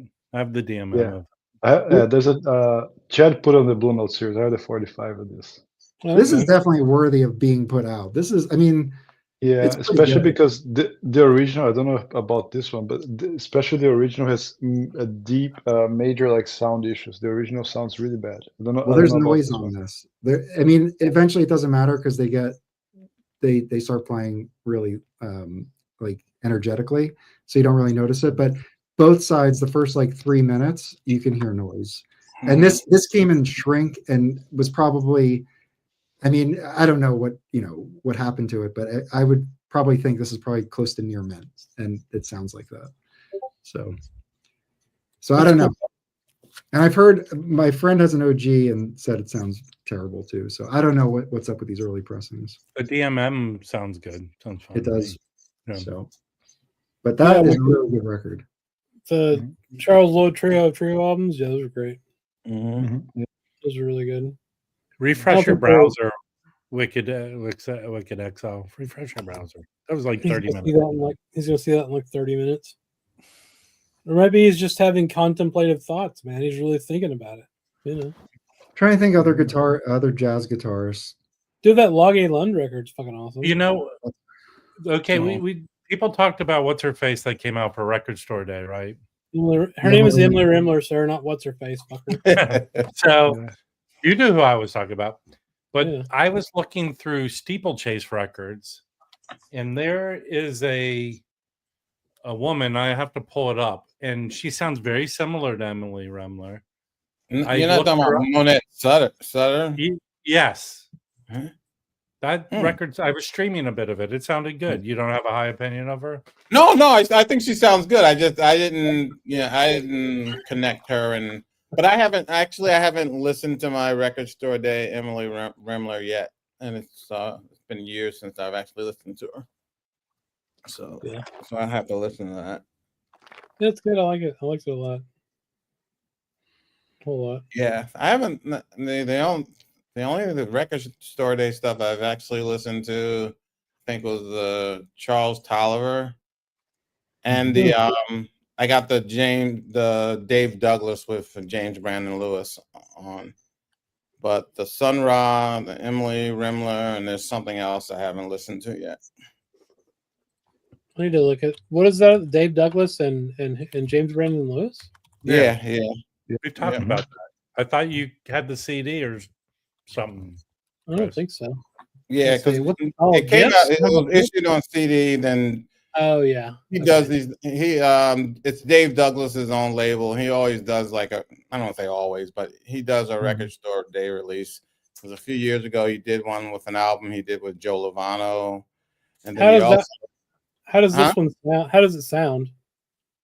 It sounds great. It sounds excellent. I mean, it sounds really, really good. I wouldn't say excellent, but it's there's no problem with it. It's not crappy recording or anything like that. No.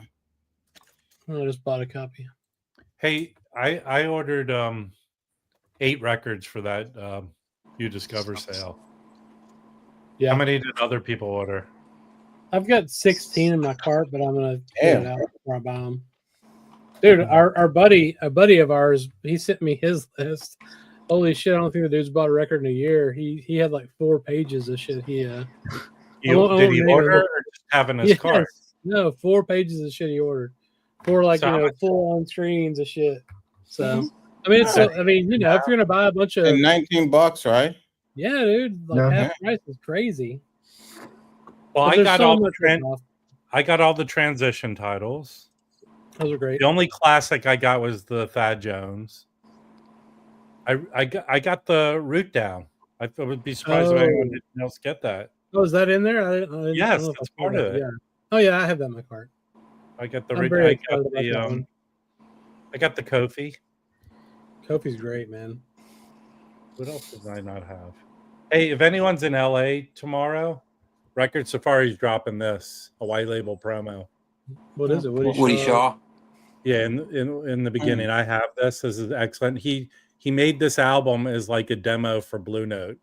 They didn't take it, but it's all Herbie Hancock, Joe Henderson, Larry Young, Ron Carter, Nice. Paul Chambers, and Joe Chambers.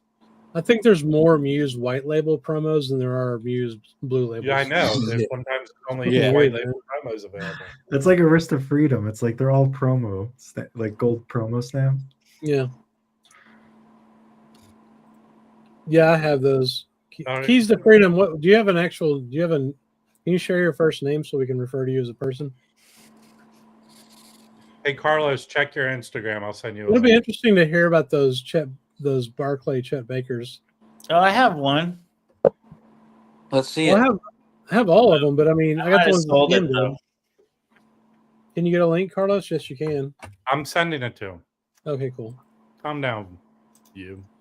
I'm drunk now, so drunk Chris is in there. To chat. When aren't We're you even 2 drunk? hours in. Holy shit, it's gonna get bad. So Dave, Oh, Russell, Dave, that's right. You told us that last time, buddy. hold on, Dave. Did you go to Pop Shop today? Oh yeah, So what, that was what's just the, one of the 4 stops. So what's the story? Oh Lord, I pulled everything. I've got like 25 records here to show Holy at some shit. point tonight. I don't want to intervene on whatever the programming is here. Just show us one. Just show us one. Well, I want to see Brandon's pulling a Chet I Baker. sold it. I sold Oh, did you get good money for it? it. Huh? Did you get good money for it? Yeah, I mean, I think I got what I paid for it, That's good. but it was the Yeah, that's a blue, win, man. black and blue cover. I think it was something in Paris.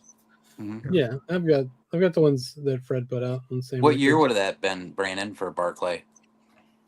50s. Oh, I bought it used, but I'm guessing it was like 2016 or something like that. Oh, okay. That sound right? What year was it released? Oh no, I think it was like a 20. Oh, maybe it was like a 2012. Does that sound right? Oh, Oh, reissue? Yeah, it was a reissue. Oh, It wasn't okay. a. Originally, let's see. I'm looking at it right It's now. 55 recording. 56, 50. Yeah, I don't know Oh, which one you're looking 56. at, I guess. Yeah, it was a French reissue. Sam And was- out of those, yeah, and out of those three that Sam put, at least from my experience, let me know what you think. But the one with the coolest cover is the worst record. The best record is the one with the crappiest cover. I think this is the best. I think that's the best one too. Because this one they're This just is- doing standards. What's with the blue squiggles? I think it's like he's atomically. It's yeah. atomically charged. Moving. That's Actually- yeah. Chet Baker was sent here from Mars, and he has superpowers. Then he fell out the window. Okay. He lost them from too much heroin. They had counteracted his superpowers. Yeah, $15 for those is pretty good. I mean, I haven't listened to them in a couple of years though. I don't Yeah, know. no, but they're not the same as the Sam. So I'm be curious how they compare. How do you know they're not the same? Universal put them out themselves. They are not the Sam reissues. Yeah, yeah. And speaking of which, if you check Blue Note's website, there's a pre-order for a Chet Baker tribute in March. By who? Mostly contemporary artists. Most of them not even necessarily strict jazz players. It looks Oh, pretty interesting. cool. Most people from the soul DJs. Really? It looks very promising. Yes, it's on pre-sale on Blue Note website. I need to What get would you back into guys say it. if I wanted to start? Because I don't have any Chet Baker. I just usually always have passed on him. What's the best to start with? You know what? You want me to be honest with you? Yeah. No. His steeplechase records. Those are really good. Oh, yeah. That sounds. Yeah. So later Go- on. Go get the steeplechase records. Those are excellent. I do really like the Chet Baker Chet, just Yeah. the one Yeah. with Bill Oh, yeah, Evans. Chet's I love great. that record. Also, but yeah, Yeah. anything. Yeah, I'm cool with Bill. I'll And tell you then what, Steeple, I love that label. the Danish label. other ones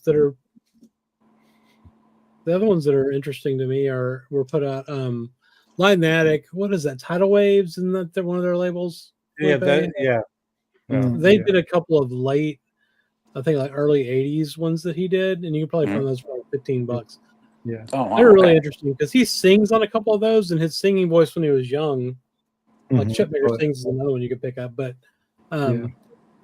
his singing voice towards the end of his life was still, he had like this very innocent kind of sweet voice, but in the '80s, It gets kind of deeper. Yeah. it gets a little bit deeper, but it's just like he always really had a way of conveying emotion, and I Yeah. think that late '80s stuff really brings across his entire fucked up life experience, if you will. Okay. This is the Chet Rob. one. Oh, Right. nice. Okay. Yeah. That's the one with Bill. Okay. Yeah, I mean, And Riverside. then, this is one of the steeplechase ones that's pretty good. yeah. Okay. Yeah. Is he Yeah, but- singing on that or is that just playing? He sings on some of No, he's just playing. See, I can dig that. Well, no, he sings on like one track, I think. That's the reason I can I handle think that. the reason I think you'd like the steeplechase, Dave, is because the OG originals are worth money, and they're really well recorded and they sound excellent. Yeah, I love that label. Yeah. Thank you, Rufus. I can't see what you're actually trying to say here, Yeah. but I will look it up. You just wasted $1. How about No, you that? didn't. It's a highly valued contribution. It's got on a good cause. Yes. Hey, Felipe, you just got that biography not too long ago, right? The Chet Baker. Yeah. Yeah. What's it called? Deep in a Dream or something. Yeah. Yeah. So I'm like halfway through, Okay. going most of his early life. Yeah. It was interesting, although he has this style that he's known for, sort of, more on the soft side, more crooner thing. shit. But Sorry, Carlos. Early in his life, when it was like his late teens, he was really playing with the bands and playing really, pretty hard and even around the free space. And then I'm at that point, he was making this transition to playing his more like Chet Baker Yeah. signature style. But this book is mostly about his addiction and the tragedy in his life. Yeah. I had a copy of that, and I knew I had it for years, and I knew I was never gonna read it because I'm not the biggest Chet Baker fan. You actually hate it. I don't. Hate is a strong word, but I gave it away to someone that used to be in the used to comment in the Peanut Gallery. Yeah, and this book actually came with a CD back in the day. Yeah, there's a companion CD to this book. But Dave, those craft reissues they did are very good. The craft ones, yeah, it's a good start as well. Get those for cheap. Aren't they having a sale? Still having a sale right now too? Well, my local carries those. Time for a shameless plug here. I've got the video paused, but you can see. Look at these wonderful emojis that Paul can share with the community. It's all over our faces. You can only do that if you're a member of the channel. Unfortunately, it doesn't work on freaking StreamYard, which is stupid. Anyway, thank you, Paul. Yeah, Brandon, I'll look for that one with Bill. I think for me that would be easier to find. The steeplechase I could get online, I think. It's just a good record, and it's I don't know. It's nice music to put on a date or something like that. I'll tell you something too, Dave. Those what is that label? Cross whatever. Those reissues. Huh? Crisscross. Those crisscross reissues they've been putting out. They're good. Of Chet Baker in the last couple of years. Those are very good. Yeah, I agreed. Yeah. It's good if you are a Chet Baker fan. It's a good time to be a Chet Baker fan because you can get a lot of his stuff. Yeah. Thank you, Russell. Yeah. Russell just became a member. Nice. I'd say Chet Baker in New York is really good too. You have Johnny Griffin on tenor, Paul Chambers, and Philly Joe Jones. So that's a good one as well. Dang. Yeah, he wasn't screwing around with his lineup then. You might get demoted there, Paul. He's correct. He's correct. Hey, that's funny. Really I was gonna say those are good ones. Yeah, this one's a really good one. So if you can find this came out on RSD, but if you can find this is a really, really good recording of him in stock. I think that one's sold out around an here. amazing one. Yeah, that's really good. And Paul pulls his underwear up above his jeans like Chris Cross did. Paul does, yeah, that's fair. Yeah. But back, Mike. Yeah, I found it was pretty good Rochester dig this time. We had a big crew set up to come, but some things happened and Dom couldn't make it. But Joe Analog Archive was there, and Brandon from Faust and the Head Channel was there. I think Dom heard you were coming, so he decided not to. He was at the in-laws 2 hours away and could not strike a deal to get out this time. Where did you stay, Dave? At my parents', which is about an hour south of Rochester. Okay. And then Brandon's about an hour from Rochester and Buffalo. And Joe was actually in Rochester. He just swung by. He didn't even buy any records. He almost bought one. Joe, the Joe we actually know? Yeah. Oh, cool. Brotsman Joe. Yeah. Yeah, Brotsman Joe. Yeah. Well, it's funny because Tom at Bop Shop calls him Blue Note Joe. That's what they call him? Yeah, he calls him Blue Note Joe. Oh, now we can. He used to buy all the rare Blue Notes. He's like 2 years behind with Joe then, man. Yeah. That's the old Joe. That's why I said Tom. No, it's Brotsman Joe. Yeah, 100%. Well, I think he's even moved on from that. Now it's Bayard Joe. He's Chet Baker been finding the Bayards. Is really good. The Bayard Lancasters. Well, let's see the hall, dude. There's a lot here. This is a good. Hang on. This is a good comment from Mike. What do you think about this comment, Mike? My favorite Chet Baker is when he plays ballads. I think that's where I think his strong suit is. So I think like Brandon, you showed that Chet one. He plays some nice ballads on that. The one in New York, I guess his Riverside stuff is probably what I would recommend for people to check out. Solid, yeah. Yeah, And I if like you're Bill gonna Evans, so that would be a good one. I think if you're gonna right off do the bat. that, What a cop out from Jazz Bum Mike. He hates Chet Baker too. wait a minute. No, but He even went off camera. He's so disgusting. Kraft actually put all those out for like $20, brand new, dude, like several years ago. So if you can find those Kraft reissues, they're pressed it, RTI or whatever, tip-on jackets, really nice. Yeah, who did the remaster? I don't know, Kevin. I think it was Kevin Gray. Yeah. Kevin. Okay. Yeah. Yeah. One of the dudes, they're great. All right, Mike.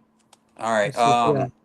So the first shop we always start in Rochester at Record Archive. It's a huge store. I'm gonna do a video tomorrow, so you can see kind of what the back wall looks like, and that area. That's the jazz kind of is on the opposite side of the back wall of records. The back wall's all used like rock and R&B, and then the jazz bins are right across from it. And this time, usually those jazz bins, you see the same stuff even a year. I'll go once a year and I'll see the same stuff.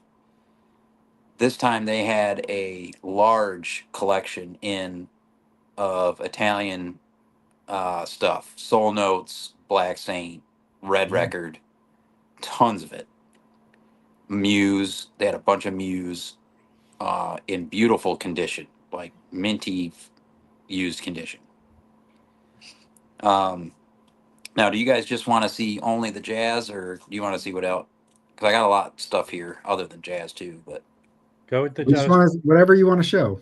All right. Well, so when we walked in, the first thing that we saw on the wall was a dead mint copy of Todd the Elduide, like with the hype sticker, everything. Alice Coltrane, for a really good price. Brandon grabbed that right away. So that was the first. So for like under 200. Yeah, it was 175 for dead mint. Like it's I've never seen that record look that clean. No ring wear. Yeah. So he grabbed that right away, and he was working with some credit there or something there too. Probably gift cards or I don't know. So it didn't cost him the full amount. And then I had this record actually on my mind, and there it was on the wall, sealed original of Soundgarden Ultra Mega OK. Oh yeah. From '88. So dead mint sealed original copy. It's got my favorite Soundgarden song on it, Beyond the Wheel. So, and this was a great price, so I grabbed that right away. So we each got one off the wall, and then I hit the bins, and then I knew this one was on Discogs, so I pulled this one off their Discogs. Old and New Dreams. Nice. Very nice. With Don Cherry, tribute to Ed Blackwell. I'd never come across this one before anywhere, so this was a minty copy. Yeah, it was just reissued, so you can get it brand new. I haven't seen the reissue though anywhere around here. Yeah, no one's carried it. It's online. I bought my copy. Okay. I was happy to find that. It's the only one of that band I didn't have. And then again, so this one's actually on Steeplechase. John Chakai and Pierre Dorge, who's a guitar player, I believe. Ball at Louisiana Museum of Modern Art. Original of this, 1983, Danish press. So I was happy to find that. And then this was one on my want list. Bakita Carroll, Shadows and Reflections on Soul Note. So grab that. This has got like Julius Hemphill, Anthony Davis, Dave Holland, and Farron Akloff on drums. Not familiar with the drummer. Oh, he's a great drummer. Yeah? Yeah. Looking forward to that. And then does this a lot was of one stuff that with Oliver Lake. Joe recommended this one, so I picked it up. Warren Smith and Toki. What's this? Oh, I have Dual that. Log Heritage. Yeah, I have that. That is excellent. Yeah, and I've never come across this either. So, Yeah. and this was really cheap. This was like $12. Yeah, it's sometimes people try and charge a lot for that, but it's great. It's a great sounding record. Yeah, it had been in there a while, I think.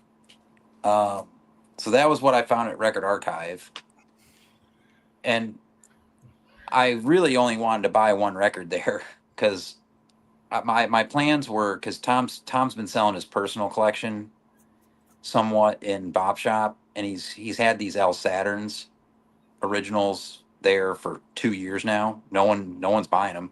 They're just there, but he wants hefty prices for them. So I was like, well, I can get one record at Bop Shop, or I can get a bunch of records today. And whenever I go to Rochester, I always have to make that call. I can either give Tom all my money for one record at Bop, or have a fun dig all around town. So I usually choose to just have a fun dig. So I passed on the El Saturns, but I did get one off the wall at Bop Shop, which usually they just have jazz, but he's got a bunch of metal in and a bunch of punk and all kinds of stuff. I found this Black Flag that I've never seen. Keep It in the Family, and it was the right price. So I grabbed this. It's like a 12-inch. And then I found this. This is an interesting record. I just saw that it said Space Guitars on it, and it's on the CRI label, so I grabbed that. This should be good. And it happened to be from WBFO, which is the Buffalo radio station. So it was their copy, and it's mint.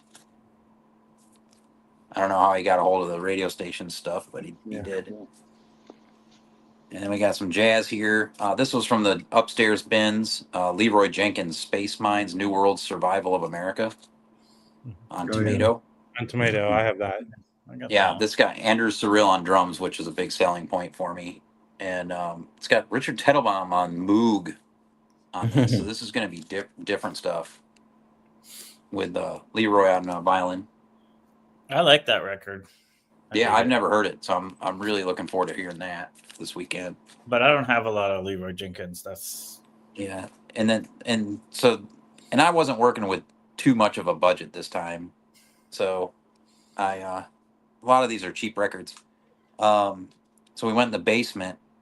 I love the Bop Shop basement. It's the extent of the entire building, and it's well organized. It's organized by genre, and it's organized alphabetically by last name, so it's easy to find what you're looking for. And it's all his duplicates, and like usually there's a copy upstairs, and then there's like 6-7 copies downstairs. It'll kind of blow your mind. Like you'll go to the John Coltrane section, he'll have a really nice copy upstairs of like one that's hard to find, like what's the Coltrane one with the singer? The Johnny Hartman one? Yeah, he'll have one upstairs and have like 7 copies downstairs in the basement, just sitting loose. Great record. Yeah, it's crazy. Like the guys, it's nuts to go in the basement. And usually there's some new stock that's kind of sitting open in the middle in the bins, and he'll have it started to be separated. So he had 2 that were marked jazz. So I started going through those and pulled this one, Phil Woods and his European Rhythm Machine. Oh, I don't have that one yet. Nice. This one's got Gordon Beck, who's UK guy. This one, Henry there's Texier a copy from locally here France on bass, and Daniel Himer from Switzerland on drums. Yeah, this is gonna be killer. And I don't know what label this is. I did a couple other of that group's records are really good. I saw the lineup and was like, I got to get this. It's like, and it's on. Well, it says Inner City, but look at this label. Oh, weird. I haven't seen that. Yeah, I don't know. What was the number on that? IC 1002A. It sounds very. Maybe they started with 1,000 one. If that's like their early label, I've never seen that. Yeah. So that was it. I'd never seen this record, I didn't even know about this record. But it was like, I don't know, it was cheap. It was cheap. Probably $10 maybe. Yeah, we have it locally here. It's pretty cheap. And then I knew I wanted to look to see what Terramauso Hino records he had. Most Phil Woods records are cheap, and they're mostly kick ass. Yeah, there's one with a black cover that's kind of gone up in price just a bit. That's the Muse. Yeah. No, what was that? Uzi the Boy? Dubois. Dubois? You see Yeah. Dubois. That record's Yeah. kick ass. That's a good It record. is. Yeah. So I went over to the Hino section to see if he had anything. And I knew this one might be one of the later ones that's a little cheesy, but it's a promo and it's in perfect shape. And I started looking at some of the players on this, and Nana Vasconcelos is on this on drums and percussion. So I picked it up. Oh yeah, City Connection. Yeah. And it's it's promo. a little smooth. Yeah, it's a soundtrack for a European espresso machine. Yeah. Commercial. I don't know, but It's good, it's I good, love the man. cover on this. So Yeah. this was like 15. So as a promo, so I grabbed it. That's cool. Maybe Do you like over. it? Yeah, and you can't fix that tax. You haven't listened to it yet, have you? No, I just got off the plane this afternoon and had to go to work. Oh, okay. I had to get a day into work, so because if you don't work one day of the week of Christmas, then you miss out on your holiday pay. That's Oh, Yeah. sucks. Yeah, well, it's Man. end of year closing, and being an accountant, like in accounting, it's end of year Yeah. close. That's So fair. Yeah. we all have to do our part. Yeah. So I had a lot. I was slammed at work today. You were Lots of supposed to things to be do the counted. Huey Lewis working for a living song, Chris. Yeah. Exactly. Yeah. And then we started looking for some of the other sections down there, like the class. We went through some of the classical section. There's a big one down there. Mike would have been in heaven. Huge, well, actually, really big classical section. We were looking for the kind of avant-garde experimental electronic section. Didn't really find much there. And then he has a good Indian section. And I did get this Ustad Ali Akbar Khan Rakhmala on the Connoisseur label. He gave me this for $5 because it's not, the record's not in great shape, but I've never seen this one, so I grabbed this. This is gonna be fantastic. He plays the sarod, which is an amazing instrument. I don't know if you can see it. It looks like a guitar, like almost like a sitar and guitar in one type thing. I don't know. Interesting.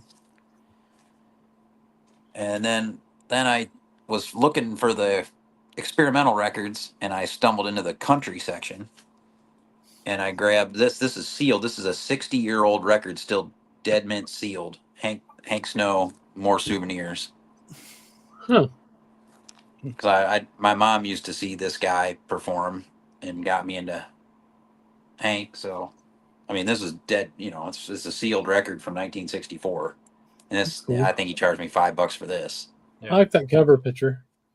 Oh Nice. yeah, that's fantastic. Some people call Jazz Bum Crest the young Hank Snow. This guy's kind of hardcore. Like, Yeah. he will get on here, and it is pretty degrading to the opposite sex at times. Oh, that's unfortunate. This guy throws us down. But is he singing, or is it just he's singing nasty songs, or what? It's old school. Let's just say that. Inappropriate. Like Get it off the screen. putting them in their place type old. Get in the kitchen and make me dinner. He's banned. That is banned. That record is banned. But that's This is a really great endeavor you're going on here, John. I fully support this. just in case anybody just know what you're getting into with Hank. Yeah. Then we went to there's another record store that opened, and he moved like right near Bob's shop, which pissed Tom off. But there's already another one just down the street too. So now there's 3 within like 2 seconds of each other. Like, you can walk to all 3. And I can't remember the name of the newest one, because we went into Hi-Fi Lounge and we pulled an OG mono first press of John Coltrane, Love Supreme, Dead Mint. It was $375. But we left that there. But this other shop, I pulled this out of the free jazz section. Ronnie Boykins on ESP disc. Oh, cool. Yeah, OG or reissue. It's the recent reissue that ESP disc did themselves. So where is it made? It says made somewhere. What does it say down there? It's pressed in Czech Republic. So what's the No, pressing GZ. plant there? Easy. Yeah, GZ's that's where. fine, man. They do great stuff now. Yeah, so this should be great. And So originals was he a are like trumpet 300. player or what? What's that? Was he a trumpet player or? No, bass player, man. Come Yeah. on. I'm kidding. Got the bass on the cover, you idiot. Oh, shit. Okay. Well, he plays sousaphone on this too. So, But you Dave, found it. I have the Italian reissue from the early 2000s, but Yeah, I I get actually that. have an OG, Yeah. but it's a mispress. It's Oh yeah, him on one side and Ornette Coleman on the other. Albert Eiler. Albert on the Eiler. other. Okay, yeah. That's unfortunate. You can put that in my pile. No, I got that for $40. How much that record OG of that record is like a $400 300. record? 300. or 400. Yeah, but it has two copy. sides of the actual record, not some fucked up. Hey, listen, I don't need your sass. Yeah. No, the I'm the mispress. one The who didn't mispress get goes for Christmas money gifts. too. I didn't get Definitely. Christmas either. And then the last one I got. Oh yeah. The last thing I got at that other record store I got, which I was surprised to see, is Turvik Cadet, which is Finnish punk from the 80s. Oh, okay. This is a German pressing. It was $10. So I was really stoked to find that. So that was the Rochester dig. I did get this CD too at Record Archive. Peter Brotzman, Cool. live in Copenhagen with Paul Nilsson Love and Steve Swell. So you know what's cool about those CDs is if they get stuck and they just start skipping, it sounds the same as the music. Man, Oh, even said, I'll have you know, I wrote that joke for Chris a year ago. He's been sitting on it. Pretty good joke. Hey, Pretty Mike, good. I also found this in my brother's attic. See what that is? Fugazi. Fugazi's first record on cassette, which is very rare. Yeah. But for That looks some a little reason, fucked up, his man. buddy painted on it back in the day. Well, probably because it got faded and you couldn't see it. Yeah, so he painted over where it faded. That looks like whiteout, It's bro. missing. That's It's missing whiteout. the. It's missing. It still plays, but it's missing the case. But that was Yeah. freaking cool to find in the attic. Yeah. Very cool. Do you know Total Liter? I do not. Anybody Yes, else I know do. that? I have some records by that band. Is Was that that the- another Finnish punk band? Let me go get it. Total Leader. Total yeah. Total Leader. I've gotten sucked into this new, well, not new, but this Russian post-punk band. I can't remember the name of though. But Louis has one of their records. I'm trying to convince him to give to me. Swedish punk. Okay. That made Mac Notes and Tones disappear. Yeah, it's like a comp. It looks pretty cool. Yeah, this is cool stuff. Yeah. So this is a good one to get if you want to just get into the band. Oh, Dave, freaking out some stuff. This is later on though.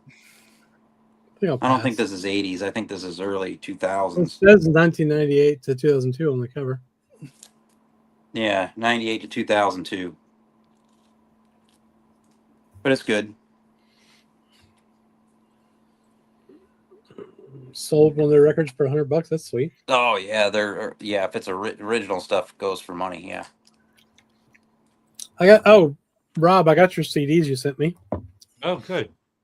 They Can I arrived see 'em? safe and sound. Yes, they were. Yes, they did. Don't say safe and sound though. It's kind of triggering. I'm sorry. I've ate a gummy, so I'm not responsible for. Well, I'm not either. So I think you already sent me the vinyl version of this. But this is George Coleman Ah, Oh, Bark on Nice. piano. signed, bro. Signed on piano. What do you mean? Byrick. Which Byrick is that? Oh, He I plays- don't know. he plays piano. He plays piano. Yeah, I haven't listened to it yet. And then where do Notes and Tones go? So I haven't listened to this yet. This is Blood on the Fields. This is Wynton Marsalis, big old CD box he did. I don't know anything about it though. I'm gonna listen to that probably tomorrow. This one was really good. George Coleman. Playing changes. So it's got 3 tunes on it. It's here you can see Laura, Sierra, and then Moments Notice. The first 2 are really cool. They're super long. Really enjoyable with George Coleman, Hilton Ruiz, which I'm a fan of his. I don't really have very much of his stuff. And then Ray Drummond and Billy Higgins. So that was really cool to get. This is probably my favorite signature. My boy Phil Woods. Quintet +1 on Concord. Oh, that's cool. Yeah, actually, this is really good. I really enjoyed this record. So it's got Phil Woods, Tom Harrell on trumpet, Hal Galper, Steve Gilmore, Bill Goodwin, and Hal Crook. So there's a guy I recommend any record by, Hal Galper. Yeah, of course. He throws down. So excited to get that one. Let's see what else. The signatures are really cool. Mm-hmm. This was good. This is one of the. I mean, this came out on vinyl too. This is just one of Dexter's 500 records. He put it on Steeplechase. This one's him with all European players recorded in Stockholm, but it does have a 16-minute version of "I Remember You," which is really cool. That was not issued on the album, so that was awesome. This one I like just because it's Cedar Walton and he signed it, which is totally awesome. So this is basically just a bunch of, it's a comp from all his Prestige stuff. Oh, yeah, I have that. Yeah. Those are pretty cool. Yeah, dude. Those are pretty cool. There's a Sam Jones one that a lot of the tracks the LPs are really hard to get. Yeah. It's a good way to get them. Thank you, Rob, because I'm really excited to get that one with the signature from Cedar. He's one of my top piano players, obviously. Mm-hmm. Really, I listened to this yesterday. It's really good. Complete Louis and Ellington sessions. So, yeah. Greatness. I love that. Roulette. Now, here's the thing. I've had a bunch of original Roulette records, and damn near every single one of them sounded like shit. Mm-hmm. Like most of the Roulettes I've had have been just super noisy, Not mine. Well, I don't know. I've had like 6 or 7 of them that were noisy. But anyway, this sounded really good. Haven't listened to this one yet. There's 2 of these, but this is really cool. So Charles McPherson signed, really neat. What is this? Who's this label? Yeah, I have a McPherson did a lot of stuff with them. I guess that's some of them in the 90s. It's Arabesque. Arabesque. Recordings. That was the last label that Art Farmer recorded for also. Oh, cool. I'll have to check that out then. Mike, did McPherson do stuff on Xanadu? Huh? Yeah. Did he do stuff on Xanadu? Oh, yeah, for sure. That's how I got into McPherson. But this one's got him, Tom Harrell again, Michael Weiss on piano, Peter Washington on bass, and Victor Lewis on drums. Really good. I haven't listened to this one yet, but I've got another one here that I did listen to. It's probably pretty similar. Really excited to get those. What else? Oh, here's the other McPherson. Here's the other one. So let's see that one. Yeah. Who else? Somebody else did something for that label that I have. I actually really enjoyed this one because this one has McPherson on alto, Mulgrew Miller on piano, Santi Debriano on bass. I haven't heard of him, and then Lewis Nash on drums. And then this isn't signed, but this is great. Yeah, that's really cool. It's my second saxophone choir recording. So, if you don't know, Odeon Pope had this saxophone choir. It's like, I don't know, 12 guys or something. And then he put out probably 5 or 6 records with this kind of saxophone choir with different players. Mm-hmm. This one, I believe, has 2 drummers. Another one has like 2 piano players. So it's like a bunch of saxophones with a rhythm section. Really interesting because he uses them like I think his conception was making the saxophone like a gospel choir, basically, that you might hear in the church in the South back in the day. So like the World Saxophone Quartet, but like in the church. So like 12 dudes. Yeah, exactly. Mm-hmm. But they also have like a rhythm section. This was a Felipe recommendation to me. He just said buy this. Yeah, that's really good. So this is Wadada Leo Smith, Jack DeJohnette, and then VJ Iyer. A love sonnet for Billie Holiday. I really enjoyed this. Really kind of a neat photo on the inside. Oh yeah, I really dig VJ Iyer on piano. Yeah, me too. Really nice package. And then this is only on CD. Yeah. It's got a really kind of neat booklet kind of. The 2021 release. Yeah. Really? Okay. Show that picture. Mhm. And I mean, what that'll do is me thinking about anything, man. I mean, Yeah, I have a lot of ire on ECM. Yeah, dude. I've only got one of his records on ECM, but I really enjoyed that. What is the Genius Prize? Right? He won the. What is that prize? MacArthur. The MacArthur. MacArthur, Yeah. He's in New York, isn't he, Mike? I don't know if he's in. I know he teaches at Harvard, so he may be in New York. Yeah. But I know, like when I saw Jason Moran when he was doing the from the dance hall to the battlefield oh yeah, dude. performance in the park after the show, you know, I saw VJR. He was like waiting, you know, just like to talk to Jason Moran. So you know, he came out for that performance. There was a lot of musicians that came out, but VJR was the one that I recognized right off the bat. I need to listen to that record again too. So, Chris, on that Arabesque label, they also did.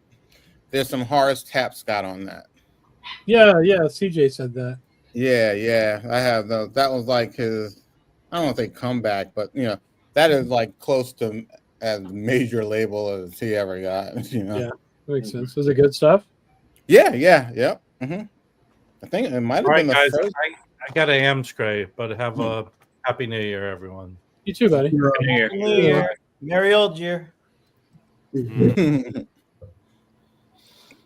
man. I've kind of got a problem. I got CDs piled up around me, and it's kind of becoming a little bit concerning. You know, I just ordered a new like storage unit. There's this company that's called Gothic Cabinet. It's gonna take them at least like I think it's gonna take 4 weeks because I'll stain it myself. I'll stain it and varnish it myself.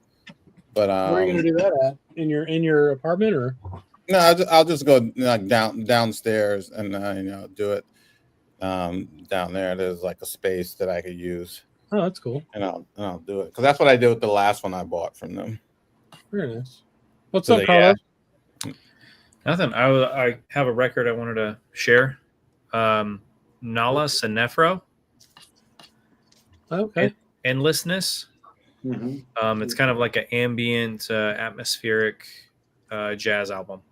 Yeah, this record made it to a few lists of the best of the year. It's a really interesting proposition there. That's a Was it on your list, Felipe? No, I listened to this record, Chris. I liked it. Yeah, but it came a little later in the year, so stuff that I didn't have much time to like dedicate myself to. I said maybe I'll just leave it for next year. I haven't listened to this yet, but I just got this in as well. This is good. Yeah. Mm-hmm. I got that. I don't think the recording is necessarily the highest quality of all time, but it's a good listen. That's all I got in. Very cool. So what's that endlessness like? You said it's like atmospheric? Yeah, it's like kind of a minimalist at times, you know, but yeah, kind of an ambient jazz album. I'm down with that. Yeah, that's a really cool cover. Looks like they're going to restock it soon. Yeah, what label is that again? What is the label? Scroll up. I think it shows the label there. No. Nah. What's the label, Carlos? Warp. Oh, okay. Oh, okay, gotcha. Endlessness. Oh, that's depressing though. A little bit. That sounds depressing. Mm-hmm. So I got today one record that made it to Chris's final list. I couldn't include because I haven't received the record yet. And of course, it's the new Woody L. Grossman. Oh yeah, I need to get that. Fresh from the presses, our jams. You can expect it. Absolutely amazing. You know, great pressing. This thing is like thick as a, you know, and I'm really looking forward to this record. And I mean, she's a machine. She never stops. She just records and records and records, and every time there's something new to add. so cool. And he puts together great bands. She puts together great bands. Yeah, I loved that one that Third Man put out. That's the one that came before this one. And Yeah. as far as I'm concerned, her next one is going to be with JMI. Oh, Is it? Yeah. Yeah, they signed a contract. I mean, I don't know exactly when it's going to be recorded, but she's going to cut her next record with JMI. Oh man. Wow. That is Yeah, sweet. but this RGM stuff is just amazing. You know, I think she's one of the best out there. The more versatile, the more prolific, the great songwriting, great everything. She's just wow. Speaking of that JMI, our gems out of Estonia. Yes, they're all Estonian. Yeah, they put out. Hang on, I'll listen to this today. Finally, Felipe, which we need to do a video about. Oh, So, yeah. This is absolutely crazy, right? yeah, it's so good, man. If you haven't watched our interview with Raja, you really should. It was quite enlightening. But just the production of this record is kind of crazy. Like the cover is amazing. We talked about this in the interview, but all the art is from an artist in Japan who did this, like these woodcut carvings. Mm-hmm. And the music is kind of avant-garde and spiritual and just really amazing. It takes you into that trance, man. It just takes you somewhere else. You know, listen to this. I mean, look at that picture. It's fucking awesome. Yeah, absolutely great. And then the other thing I wanted to show that I listened to today was I was so happy to finally get a copy of this. It's Ray Angry 3 on JMI. Absolutely just wonderful. Yeah. He's probably my favorite artist as far as like modern artist right now. The stuff he did on Plum and then this, just really amazing. This is all solo piano, so it's 3 LPs, solo piano. I think JMI is putting out some of the best stuff around. that interview you guys did with him was fantastic. Yeah, it was absolutely agree. He was really good. Yeah, 100%. Yeah, it's been awesome. Awesome. DC guy, right? I'm not sure. Yeah, I'm not sure. He went to school. Yeah, he talked about Howard University. Yeah, he went to Howard. I'm not sure if it's from DC necessarily. Right. It's There's a double that. Yeah. a lot of playing, and a lot of his cutting his teeth was there.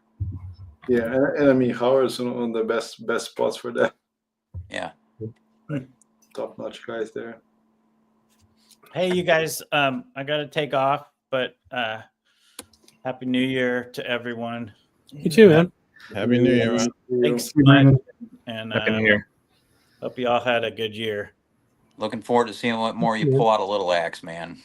Oh yeah, it's all, you know. I wish I could afford to get it all. That place rules, man. That's where I'd go first if I was out there. You'd like it. So if you ever want to get out here, yeah, let me know. All right, see you guys. Yeah. I actually have to take off too, guys. All right. See you, buddy. Have a happy New Year. You too. The Braja was one of the best. Yeah, I agree. He got really deep. Yeah, he was. I remember after he told us like just all the shit about that. What was it? EEG? What's it called? Felipe? Coherence. EEG coherence. Yeah. Yeah, when he went through the whole record and just told us all the background, that was fucking crazy. Yeah, and the new one is just like that. I pick it up here. Oh yeah, I haven't got that one yet. I need to order it. Oh yeah, it's called Nebulizer. Yes. Mm-hmm. Yeah. How's that? Oh, it's great. It's a little slower on that sense, more like ambient sound. It's a little more. I mean, it's just one track per side. Oh, cool. So the songs they really develop. They really take their time. They build up slowly, Chris, and they get bigger at the end. This came in a different label. It came on a label called Cordizona. I think it's in Belgium. Let me just Belgium or the Netherlands, yes. Yeah, he told us about that record before it came out. That was cool. Yeah, and here's the coolest thing, man. There's an actual book with the whole song per song, concept by concept. Wow. Very cool. Yeah, I mean, he really puts work into it. And our Jams is going to be reissuing his 2016 record early next year. Oh, nice. Yeah, which is even. Do they still have the Brajo record in stock? Let me look. Probably you can find that at places like Dusty Groove, Force Exposure. Okay. Some other Yeah, Dusty's always got that record. Yeah, their Bandcamp, both our Jams Bandcamp, Brajo's Bandcamp, or our Jams website directly. You can buy from many different sources. I'm gonna share my screen and show that here in a second. Go ahead though. Let me do that. Because I want to get all the stuff he's done. I only have this one, but check us out. So it's available on. This is on the RR Gems Bandcamp. 67 remaining edition of 1,000. Yeah, that 2019 it's sold out twice already. So I mean, if give it a stream, and if you think it's great, then you should. I think it is. Yeah, the early pressings. I remember when that first came out. It was 19. It went fast. Yeah, the 19. Yeah, it was a rarity, and I got a 22 repress, and that was like, wow, that was a hard thing to get. Yeah, and I remember you talking about that. Yeah, so there's that. They also have Kadef. Yeah. This one Muriel Grossman's on here. Is this, the Grossman. Yeah. Most of her work, it's on our Jams. And this is one of his other records that I still yeah. I need to get this one for sure. And if you go back, Chris, to the our Jams, so the one at the top on the far right, Organic Pulse Ensemble, is one of the best things of 2023. Nice. And this record is hard to get. This guy that does it is a one-man's band, and whatever he does. He doesn't repress it. So if you find a copy of this thing, get it, because it's absolutely phenomenal. Oh, it's not. There's one. There's one on vinyl. Interesting. One remaining. This is what Felipe does, though. He'll show you. Looks like that record Brazilian Vessels is on there too. Buy it now. Did anybody grab the Max Roach RSD? I don't think anybody here did. Yeah, I have it. And I have an OJC also, and to tell you the truth, I would have been. I mean, the OJC is stereo, so, but I would have been fine with the OJC. Yeah, like an old, like a 80s OJC. Yeah, I would have been fine with that. But so this one's the RSD's mono. Right. Guaranteed money. They're going to reissue the stereo as an OJC within the next 12 months. Yeah. So it's kind of their pattern with the RSD stuff now. They've done it over and over again. That one sold out where I was. I didn't see a copy. I'm not sure you can get it. Let me see it on Discogs. Like whatever that record was that we were talking about earlier, Mike, I ordered. Let me see, what was it? At Dave Douglas. I got it for $16. Really? Oh, that's great. Yeah. That's the thing, man, about some of a lot of the RSD stuff. If you just wait a little while, you can get it for super cheap. Like because record stores will go on and just try to move what they have left. Yeah, some record store will get stuck with 10 copies of one of them, right? Yeah, and so they'll put it for cheap. And then the only exceptions to that are some of the like some of the stuff Zev puts out. If it's like a 3 or 4 LP, it's still going to be kind of pricey. Right. Yeah, but the Dave Douglas, I'm sure that people are like, who's this guy? And it just sits there. Man, I'll tell you that Dave Douglas, the first Dave Douglas CD I got, it's here somewhere. I don't know where it's at, but I was really impressed by that. So I'm hoping the next time he has a sale, you'll let me know so I can buy a bunch. Yeah. Oh, he has them frequently. He had one over the holidays, actually. Damn it. You just got to. I saw one of the sign up on the email list. He sends out emails like frequently. Yeah. That would require me to actually read my email, though, which is going to be a problem. I saw one of the Albert Eiler RSD boxes is still 125 at Record Archive. It's Albert Eiler. Which one is that? I don't know if I've. I think it was the 1966. I'm trying. I know. I'm still scared. I know which one you're talking about. Yeah. So that's the one I wish I had gotten. instead Yeah, of and they have a copy at Record Archive, but it's still 125. I'm like, you got to mark that down to like 80 and move it. Yeah, for sure. I've got a Albert Aller and Don Cherry Vibrations. Yeah, I have that. Bro, how about that? How I still haven't listened to it yet. Oh, it's fucking well, okay. So that was an Arista Freedom record, and it came out for RSD. I bought it afterwards. It came out in 2017, I guess. Mm-hmm. I listened to that early on when I first started listening to jazz, and maybe I should give it a listen now, because maybe it'd be cool. But then I was like, this is some fucked up bullshit, bro. So, like, you know, I need to give it another listen. But you know what, I actually bought, you know, it was an ORG reissue, right? Mm-hmm. And you know, each month ORG puts out a thing where it's like half price. You just have to, you know, they'll send you an email. And a couple of months ago, that was half price. The Albert Aller and Don Cherry? Yeah. And I bought it from them. I've gotten some good, you know, they'll have some good deals. I think I got like the Johnny Griffin that they had on there. I got that for half price. I got something else, you know, once in a while they'll have some of their reissues half price, and they're really good, excellent stuff. They did all that Black Lion shit too, didn't they? Yeah. Yep. Yeah. Let me see. Because I have some, I think is it maybe some Dexter? Yeah, exactly. Dexter. Which is actually some of that. I know. I think I have 2 or 3, and some of them are really good. Yeah, they are. And the Johnny Griffin was good. The Monk stuff they had on Black Line was good too. Yeah. Yep. I'm trying to think what else. There's a Bud Powell, I think it's on Black Line that they put out. That's freaking excellent, because Coleman Hawkins plays. It's a live recording. And Coleman Hawkins plays on some of it. It's really good. Yeah, there was a whole run of those Black Lions that they put out, the Dexter Gordons and the yeah. They're cheap too. They were weird though, because they also put out if you look at it is on org. If you look at their site, they put a bunch of them out on 45 too, which is just bizarre. I don't know. Like you could buy the 45 version or the 33 version. I've never seen one of the 45s in real life. But, yeah, there's some good shit on there. And then the Miles Davis one I got was not great.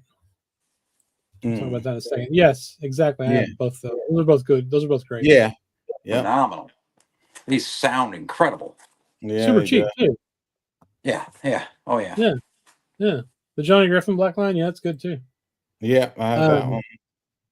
There's a Miles Davis. Let me see if I can find what it is. It's just not great. And they have a Duke Ellington also. Yeah. Oh yeah. I remember seeing the Duke. Yeah. Oh, it's bopping. So Miles Davis bopping the blues. Okay, it's fine, but the problem with it is it's got 1, 2, 4 songs. Don't Sing Me the Blues. Okay, is the first one. Two different takes of that. I've Always Got the Blues. 3 takes of that.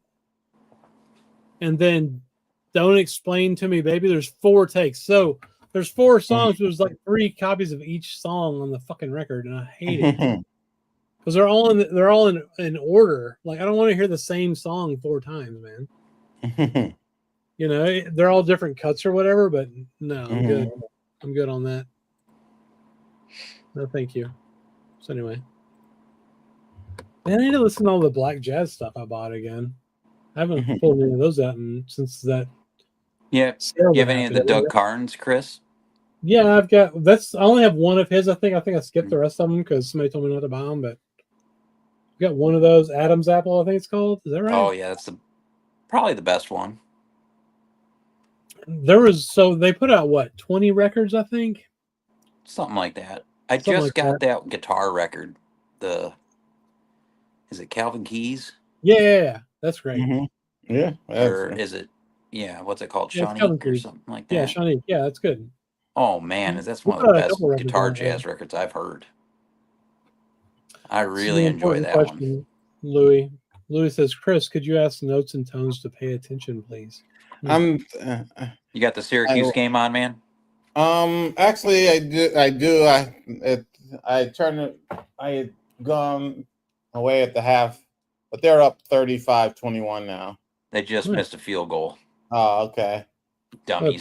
No, well, Louis, I was looking up an album that I had mentioned earlier, so I could inform people so they might want to purchase it. Let's hear it. Let's hear it. Yeah.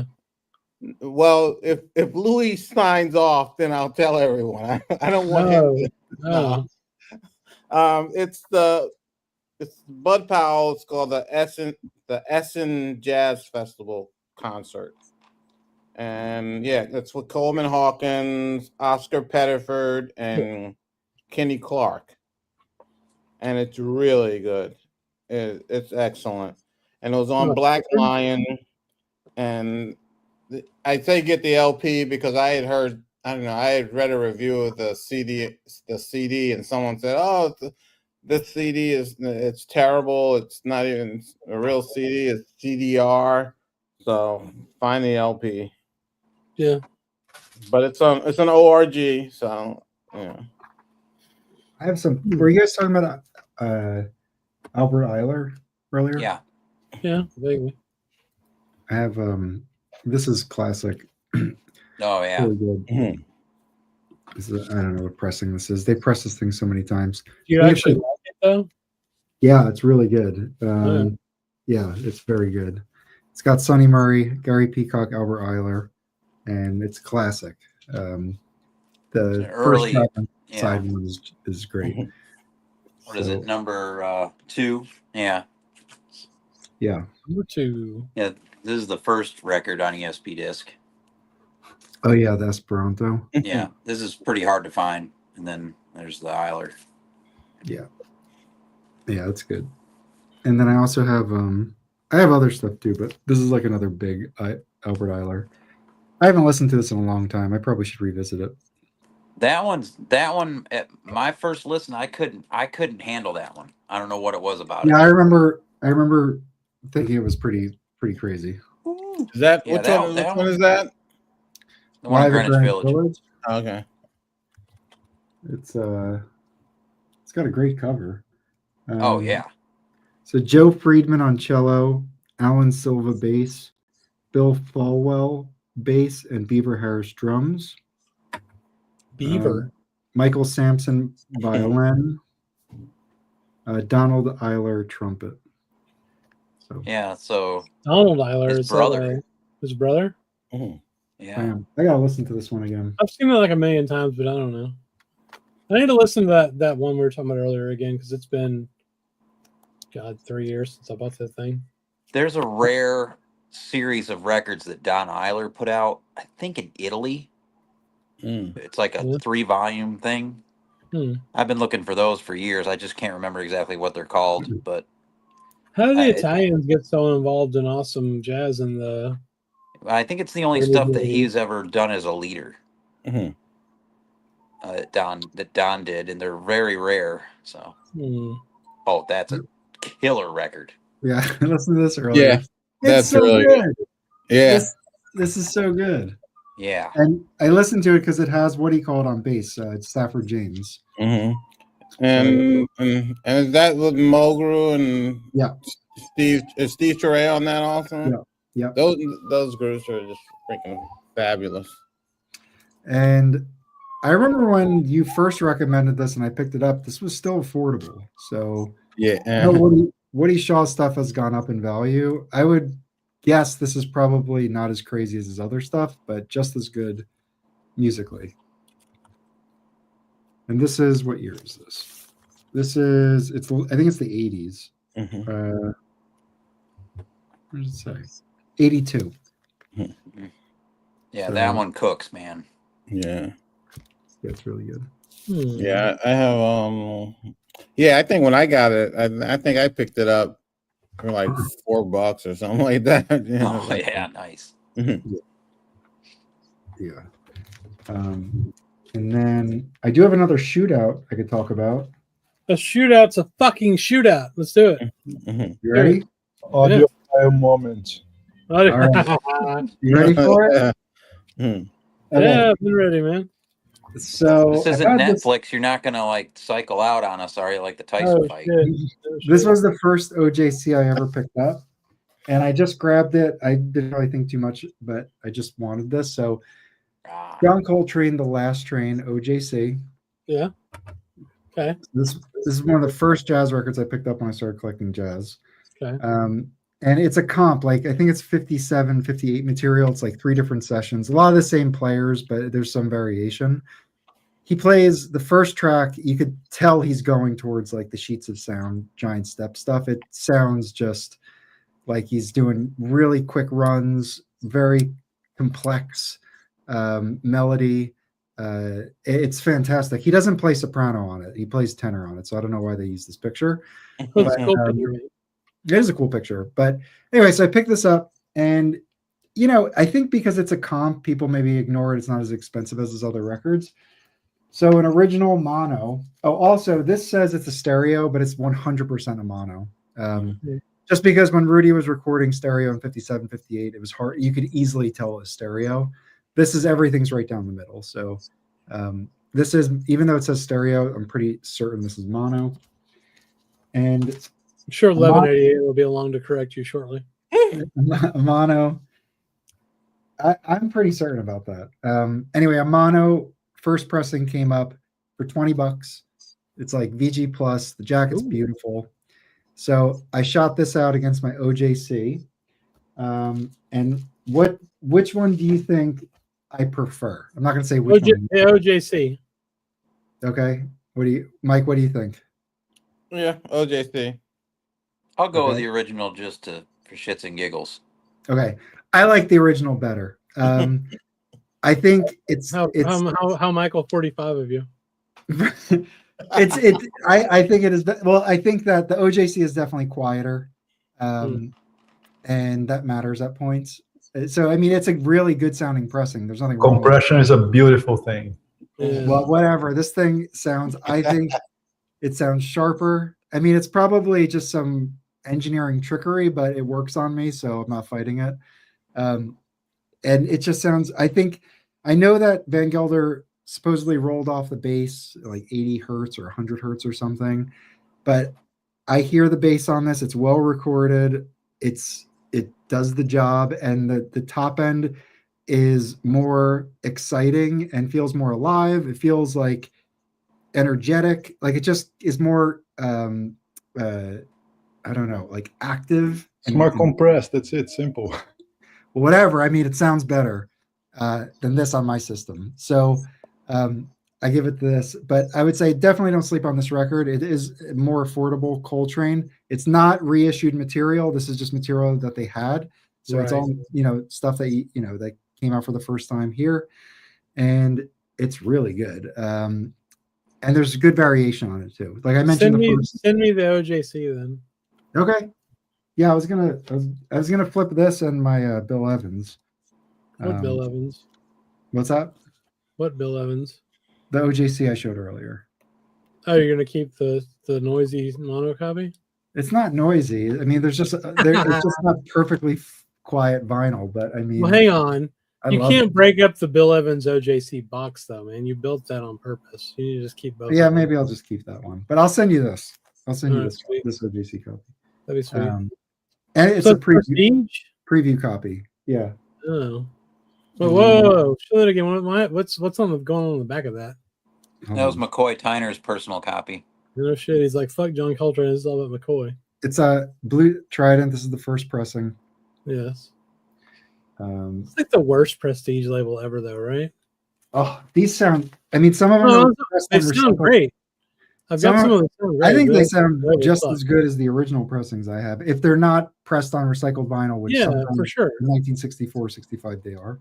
So you do have that risk. But if they're pressed normally, they sound perfect. What was I going to look at? Oh, the back of this. Oh, yeah. What do we got here? So fuck John Coltrane. It's McCoy. Is McCoy? I think even it on was this I record? think it was the name of the person. They underlined their name. Oh shit! I don't think they meant to cross out John Is Coltrane. McCoy Tyner even not? He's not even on that, is he? No, it's Red Garland. Okay, yeah, that makes sense. No, that was Ooh. McCoy Tyner's personal copy, wasn't it? Yeah. Well, He's like, I should have been on this. This person. Oh, Satch Williams. Okay, that's fucking weird. Satch. But this reminds me, on the second track, there's a killer bass line. I'm like, oh, that must be Paul Chambers, but it's Earl May, who I'm not too familiar with. And it's great. So anyway, this one I'm really happy to add. And this was like one of the first jazz records I got, so it's nice to get an original. Yeah, definitely. So yeah, I love those Trident labels. The Snickety, who is a new listener to, or listener to the show, revealing my jazz collection after a flooded basement. That sounds terrible. What the hell's happening? I'm reading a comic. Quit, Felipe. I'd like to know thoughts on Resonance Record CD Eric Dolphy Musical Prophet. Yes, get that Dolphy. Yeah, fucking awesome. Gets the CD, get the LP. It's great. Definitely. Yes. Tony Satch Williams was an actor known for Lionheart. Is this real? I don't know if I trust CJ to tell us the truth. CJ Tunes is usually on point with his comments. That's true. Interesting. This might have been his personal copy of the last Coltrane. Wow, I'm honored. Yeah. I mean, yeah. Yeah. Which one which one was his copy, the OJC or the original? The original. Oh shit. Well, that speaks highly of the original then. Now you have some history with that record. Yeah. It makes it even better. Yeah. Trying to think what else is on here. I mean, this is a real human being. I'm looking at him. Huh. Yeah, I just thought it was weird that the OJC said stereo on it, and it's not. They probably Maybe just it reusing is. I thought maybe like because they're different sessions, I thought like maybe a song the or two. stock But format when they were printing the I mean, to me, it sounded covers. just straight on mono. No different than the original. What's weird is I'm looking up Tony Satch Williams images on Google Images, and I see a picture of Jimmy Smith, which is just fucking weird. Yes, we believe. I looked it up. It's a real human being. Huh. Interesting. I got a few more jazz records here in if you want to see them. Yeah, of course. This one arrived from the UK while I was gone, and it sat on my porch for a week. Well, you bought a record off the internet? What's happening? Yeah. Well, this I actually got directly from the artist. I was going to get it online, but it was like half the price to get it direct from the artist's website. Yeah. And it's Peter Lemmer who did that record on ESP disc. But this is his record he did with some African musicians, Asila 80. So private pressing. Oh, wow. And he still has copies on his website. And this, you can get the record as is, or he can autograph it. I think for 30 or 35 more euro. I didn't ask to have it autographed or pay to get it autographed. But he sent the record, and he also autographed with compliments card. Oh, nice. So that was really nice of him to do. That's pretty nice. You know, this is the label. This is a weird record, though. It kind of gets out there. He's like, it's got definitely some African vibes, but kind of whacked out playing on like the Moog or keyboard or whatever he's got here. There's definitely not like the ESP disc record, but there's a 1980s cool copy for $200 on yeah, this is right. What was $200? That was me. There you share my screen. Oh yeah. So this, 7 copies. How much is it going for? 200. Nothing in the United States. You can get it directly from him for €70 or 70 pounds. Okay. It's a lot. Yeah, I just knew it was a lot less to get it directly. Yeah. Dom had got it from him, and he sent me the link. That's a cool one. What else we got? Oh, this isn't jazz. Let's see. This is some blues rock. This came from Permanent Taste Nice. on Atco. Got into that band a little bit. Got this Thad Jones and Mel Lewis with a bunch of Finnish guys, a big group. Yep. This is on, I think, I don't know, RCA. Yeah. But it's a big Finnish group from 1977, recorded in Helsinki. That's really good. I think I might have shown these on the Sunday stream you guys did. I did get the Cecil Taylor. Yeah. I already have this. I have the Freedom, the Arista Freedom. It's the same thing, but this has the original artwork. And if you want to flip the Arista Freedom, let me know. I'll take it off your hands. Oh, this? Yeah. Do you like that one better? I gotta listen to this. I haven't listened to this yet. I got it because it's good. The Sahih Shahab sounded so good, and this same company did it. I was like, okay, I'm picking this up because it was on sale. Because they're already trying to get rid of their RSD leftovers, you know. Yep. I already have Black Fire. I was searching for something else. I don't know what came up there, but yeah. So then all the rest of these were $8 a piece at Repo. So I just grabbed them. This is a original first US of Bowie Station to Station. Yeah. $8. This is a mint copy of Roy Orbison. $8. Nice. I didn't have any Roy. Like, this is pimping on his motorcycle. This was, same Marty Robbins Gunfighter Ballads. That's great. Classic. Yeah, I mean, everyone that likes Roy Orbison died like 10 years ago, though. Yeah, and then this was like some Swedish punk stuff. I think there's Matt's still alive. That's fair. Damn, sold out. Yes, I feel like I'm in a time machine, Dave. So yeah, that's about everything I've got. I got one more thing in. You guys want to see it? Yeah. Yeah. Get ready. We're listening to. Bring it on. I got this for Go back to the honey hole. $13. 13. Ooh. Yeah. So somebody online listed that Last Train mono and then this. So for $20 for that, for $13 for this. I just thought they were. What's that? Didn't Chad do that one? Yeah, Chad did it. I was never particularly interested in this one. I've streamed it a number of times because there's a copy at my local shop here, and I was kind of debating if I should pick it up or not. And I just picked up other stuff instead, just thinking like this was, I don't know, but I got this for $13. So I just splurged on it, and splurged on a $13 record. It's very good. I really like it. It just, again, it's like the difference between streaming and hearing something high fidelity. You must be a real great date. Splurged at the Dairy Queen. Yeah, I jumped in and grabbed it. So it's a stereo, hard panned. It's great sounding. I really love these blue Tridents. So anyway, the jacket definitely I could replace at some point. It's not in the best shape. Who's on it? Looks fine. But it's got a little bit of Wilbur Hardin trumpet, Red Garland piano, Paul Chambers bass, Jimmy Cobb drums. There's 4 tracks on it.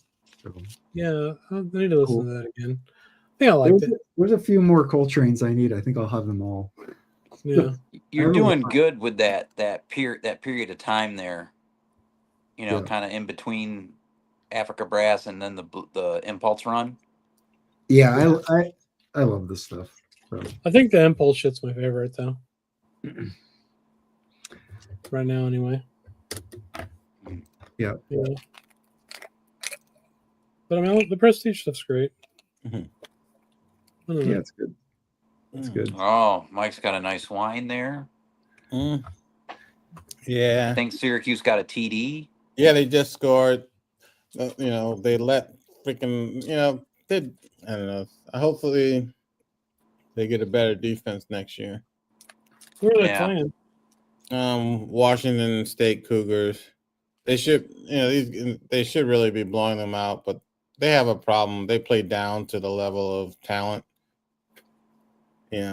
So teams that Oh shit! that shouldn't be in the game are always in the game. I've been dealing with that my whole life watching Syracuse, man, for Oh, listen to 51 this years. right here. So Mike, Jasmine's Mike, you posted this the other day and I bought it. Ah, Oh, yeah. Yeah. I had the reissue, but I bought this. This is an OG. Yep. Is it in good condition? Yeah, it's in great condition. Yeah, I think whoever sold it to me, maybe someone on the Discord messaged me like 3 weeks ago, and I didn't see it until today. So they said, "Hey, did you buy a copy of this record on Discogs?" And I was like, "Yeah, yes." I don't know. Never replied, but I thought the ear gong sounded fine, but I don't know. I think that one sounds, and most of the ear gone that I have, I have no complaints with. That one, I don't know, it just didn't do it for me. And then Rob sold me an OG, the OG that I have. And Who put out the reissue? Ear gone. Who's that? It's I still think it's an Italian label. Okay. Like before, the Black Saint stuff is weird because a few years before it was Goodfellas, and that was an Italian label, I believe. And what Goodfellas would do, because I have a David Murray that they put out and some other stuff, they would also, with the album, include a CD of the album. Yeah. I like that. And then, they stopped doing it, and Ear Gone. Because they did the Jerry Allen one on Black Saint. Etudes. Yeah. And that came with the CD. Mm-hmm. Yeah. I don't have that one yet. I need to get that. It's good. Yeah, it was a good price on that. The one at the record I showed, it was a really good price too. So, how much was it? Did you splurge? $25 or something? Remember? Woo! Give me a look. Yeah. I want to get that David Murray trio Rob showed earlier. Yeah, I've looked into that before. I meant to. Oh, that's so good. Yeah, I remember when I picked that up, way back, and it was really good. Which one is it? David Murray trio. The Hill. Yeah, it was $25. Oh, I don't think I have that one. The guy I bought it from definitely messaged me on the Discord, so I'll have to follow up with him. I didn't realize, it was one of our viewers, which is cool. That's cool. What's a funny comment, Jeffy? Goodfellas records fell off the back of the truck. Yeah, no doubt. Ear Gong's Italian. I've had some issues with scratched up copies as well. I don't know if I have anything else from them. The Billy Harper. Do you have that Billy Harper in Europe? Oh yeah, that was great. Yeah. Yeah, the Billy Harper in Europe was really good. Mm-hmm. Yeah, I got an original of that from Van, from Decibel in DC on Discogs in an order, and then they couldn't find the record. Oh shit! Oh, damn. Yeah, I've been looking for that one for 8 years or so. Is it the first Soul Note ever? No, that's the other one. It's SN1001. I think Black Saint is the other one that I have, the Billy Harper that I have, right? I thought that was the first one. Yeah, well, it is. But the original. East. Here, I'll share my screen. Fuck it. Already am.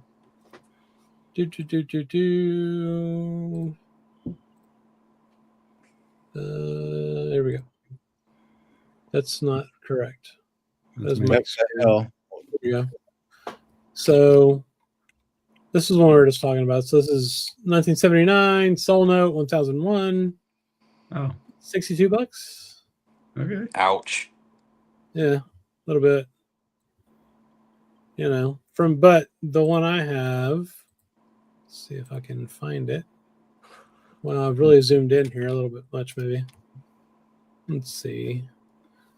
So yeah, this one just came out this year. Earong. Yeah. Greatness. Mm-hmm. So yeah. Fred Hirsch Yeah, I was think on the- that? Holy shit. Mm-hmm. I think the copy Man. I ordered had a more brownish cover. You'd be surprised at the people Fred Hirsch has played with. I just didn't realize he'd been around that long. Oh yeah, gosh. This is fucking 79. Mm-hmm. I've got this CD I just listened to again today of his. It's really good. This here.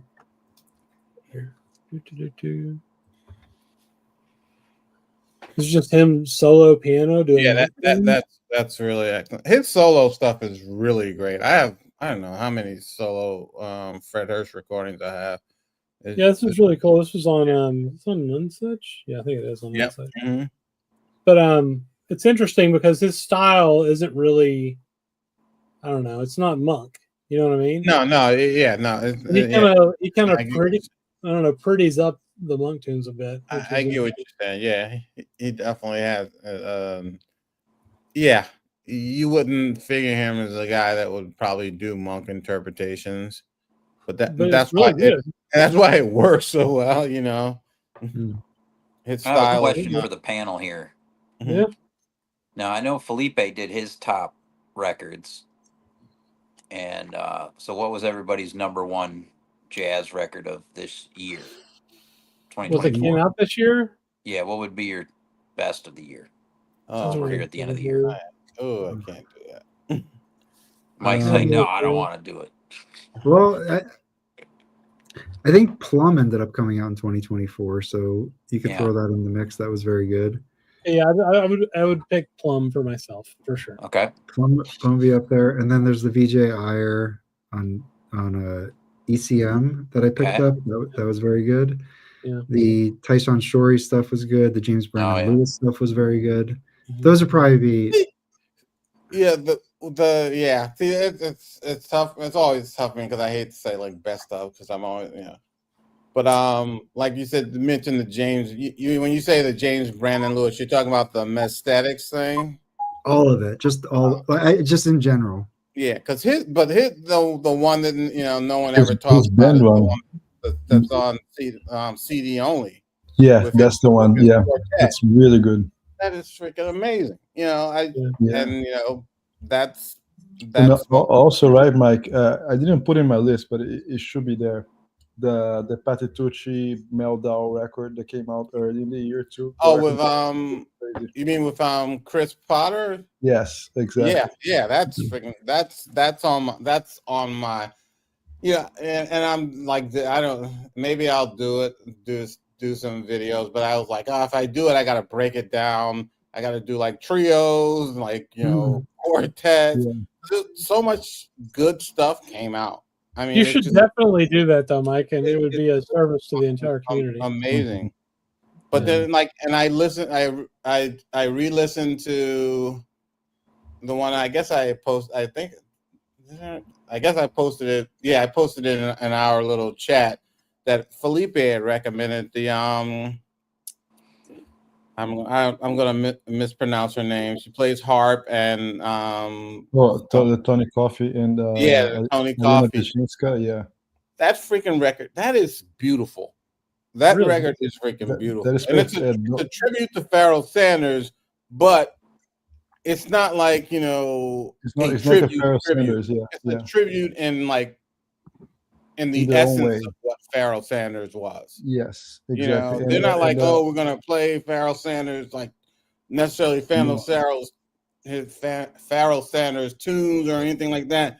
It's like you really get the spirit of the guy. Yeah, it's just such a beautiful recording. Yeah, it's really well recorded, and I think some that good mentions here. The music is so groundbreaking. The music is so ahead. It's just crazy what they're doing there. But this year, my listening to new jazz was really minimal. I've just been so focused on like the. And if you think about it, it's not even new. These guys that we're talking about, they've been out there for like 10, 15 years already. Yeah. I mean, there's Felipe had mentioned the Melissa Aldana. There's another saxophonist, Nicole Glover. And this is one thing I hate. I said I wouldn't do because they're musicians, but a lot of female musicians released killer shit this year. Yeah, I don't know. Yeah. It just seemed to happen. But I Yeah. mean, Like this you've one. got and a buttress Nubia This Garcia. is incredible. The Nubia Garcia record is amazing. The Esperanza Spalding that came out later in the year. Yeah, Patricia Brennan, which if I would pick a record of the year, that might be it. Could be that. That might be it, but it's CD only, so you people that that counts. But that's Mike has a CD player. And many others. Yes, I'm just thinking here. Now, as far as reissues go, I think this is probably my top pick of the entire year. The Reminiscent Suite, Mal Waldron. That was this year, wasn't it? I think it was. There's so much Mal Waldron that got reissued this year. I can think of 3 things. Okay, what are they? This one. Yeah. That's this year. Yeah, that's gotta be my favorite reissue of the year. Show that again. And we've got the Sam Records one. That's not a reissue though. That's not a reissue. Yeah, that's fair. Sam Records one was good, but I think the Reminiscent Suite is. And then I have another one. Crafted the Quest too. Oh, the Quest. I forgot about that. But let me find the one that I have. Yeah. Do you have the Reminiscent Suite, Mike? I don't know. My God. Come on, man. Yeah, that's a gorgeous record. And time goes so fast. Because remember, the Blackstone Legacy was reissued this year. Oh yeah. Oh, the Woody Shaw. Yeah, that's good. Blackstone Legacy. I think Brandon got an OG off the wall at Bop Shop yesterday. That Mal Waldron's probably my top for the year as far as reissues go. But yeah, Reminiscence or what's the other? Blackstone Legacy was great too. What was Brandon pulled that sucker. Did a Joe Henderson too, right? Which one did they do? I forget. Power to the People. Power to the People, yeah. You have that one. That was a big seller. I did get that, yeah.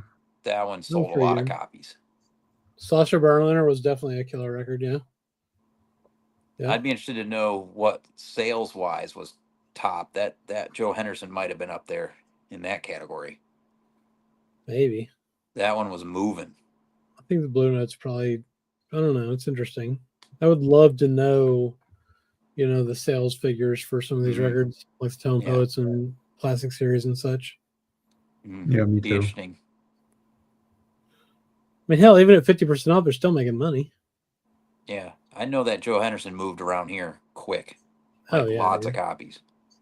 Well, I mean, that Slugs is the Tyner Henderson Slugs live record I'd put up there as far as records of the year for me. I still need to get it because the copies that came in here were destroyed. Well, dude, buy one off the fucking internet. Like, it's not that hard. Come on. I know. Everybody else buy new off the internet. I'd rather support a local. Yeah, well, but New Jazz Underground put out a 7-inch this year. Yeah, I mean, there's so many songs that you can download, not on vinyl. Yeah, that's true. Yeah, and yeah. I think I agree with Chris. I think from a historical standpoint and quality and everything, would be Slugs and the Village Vanguard. Which Village Vanguard? Sonny Rollins? Yes. Yeah. Yeah. It was, if you think about, I mean, there's all the extra material there. There's an amazing supporting material. Most important, it was an original Blue Note tape release for the first time. It was a Tone Poet, right? Felipe? Yeah, dude. I can't wait for Mike to get it and listen to it. He's going to love it. Yeah. I just found a 70s press of that, or I would have bought that Tone Poet. You still should. Yeah. There was another Mal Waldron that was reissued this year. First Encounter with Gary Peacock on bass and Hiroshi Murakami. I mean, even the Sam Records was good. Missed that one. Even the Sound Records is pretty decent as well. Yeah. Right? Yeah, totally. And I'm trying. What else? I don't know. I mean, compared to the Reminiscent Suite, just hit this nexus for me with Mal Waldron and Tara Masuhino. You know, just fucking outstanding. One of my favorite records, honestly. Mm-hmm. Yeah, there's great stuff. Yeah. I mean, compared to I don't know, 2020, there was a lot of cool shit coming out, but now it's just crazy how much shit's coming out. For me, it's just been that international anthem label. I can't escape that label. There's so much good stuff that comes out on that. And if you think about there's stuff that we haven't even mentioned, Carlos Nino record, which was good. Yeah. The Ashmega Medzi, he put out a record this year as well. Yeah, that one I bought. This was my number one right here. Oh the Tom Skinner. This is gorgeous. It's great. The cello playing on this. Yeah, I think it's better than the studio stuff that came before. Yeah, this was my top. This was my top jazz release. Those got a little pricey now, and I regret not buying it. Yeah. Another one that, I mean, this guy never disappoints. I mean, Andy Hay. Do you have any Andy Hay? No. I had a chance to get an autographed copy of one of his that he does the artwork for it and everything. He does each cover by hand. Yeah. Oh, cool. I got a link sent to me from Kieran at Needle Groove. He's up in Montreal, and I forget why I didn't buy it. His records are amazing. Does he ship from the UK? Yeah, he's a woman. Maybe I just didn't get it because I was gonna have to get it from the UK. I don't know. He handles weird everything like that. Yeah. Even though I just got one from the UK. I don't know. Felipe, did you ever get the latest Miles CD set? The He did it. Live in France, not yet. Oh yeah, I love that. Yeah. Yeah, and the reason I love it, it's the quintet, but you have George Coleman, and then you have the Wayne stuff. Yeah. So and it's I remember like when I first started listening to jazz, the George Coleman, it's like he was just a placeholder, all those. He's one of those placeholder guys. No. But man, listening to George Coleman live, outside of the other, stuff that's been put out, the official releases, it's really I'm more interested in the part of the box with George Coleman right now than I am with the Wayne. But did you get CDs or did you buy the albums? I bought the albums. Woo! Because you know what happened? Here's the deal. Sometimes this is what happens with the like box sets. Because this happened with me with a non-jazz release by this guy Billy Bragg. It was a box set on Amazon out of the UK. They were selling it for like, what was it? It was like 126 or 130 bucks. So I ordered it from them, and it came up to whatever it is. But they only charge you like $3-4 shipping. Nice. And and it's always, I've never had an issue with the packaging. It's well packaged, no damage or whatever. So I said, you know what? I'll buy it. I'll buy it. I won't wait. I won't wait until it comes out on the CD price goes down. Because I was thinking, just like you, was like, I'll just wait till the CD price goes down, because it will go down. Yeah. And it'll go down drastically. And I'll tell you how drastic some of the price will go down. There was this Blossom Deary box set that came out like about a year ago. It was around, I don't know, maybe $100 or something like that. So 2 days ago, I was on Amazon, and they had it for $35. Wow. And I bought it, and it came today. It's 6 CDs. It comes with a freaking great, where is it? This is the CD, but it comes with this hardcover booklet. Wow. 35 bucks. Yeah. And like I said, 6 CDs, hardcover booklet. So, and I was, because I don't know, when it came out, I wrote the guys and I said, are you going to do this on vinyl? And they said, yeah, we're thinking about it. No, that meant no. Yeah. Right. And, so a year or so later, I got it for 35 bucks. I just bought a copy, so that's cool. Love Blossom Dairy. It's awesome. That's a steal. Yeah. That's a steal. Because what was it originally? It has to be close to 100. I want to say at least 100 or close to it. But like looks really well done. And free shipping. Yeah. Yeah, I'm hoping the Miles and France CDs go down soon, because I really want to get that. Yeah, they will. I mean, they will. They definitely will. Chris, what was the big Miles Davis thing that everybody pre-ordered from? Was it Walmart or somewhere? And it was like some crazy low price, and then they didn't honor it. Oh, the Prestige. Well, not the craft thing. The craft. Yeah. Whatever came of all that? So is there a class action lawsuit? Like what happened? If you order from Best Buy, from Best Buy, it got canceled, and there was another place too that got canceled. But people that ordered it from Barnes and Noble actually got it for like $25 or whatever. Oh, they did. Several folks on the Discord. They got it. Yeah. The Miles Davis $54 for cheap. I mean, Felipe did a review of it. He said it was awesome. Yeah. So. Yeah, I ended up buying the CD box set.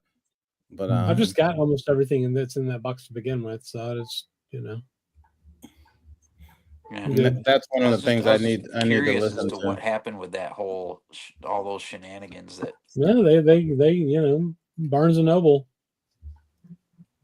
There's no wonder they're closing every damn store. I mean, they've had some really interesting deals over the last few months. They had the what's it called? Smashing Pumpkins.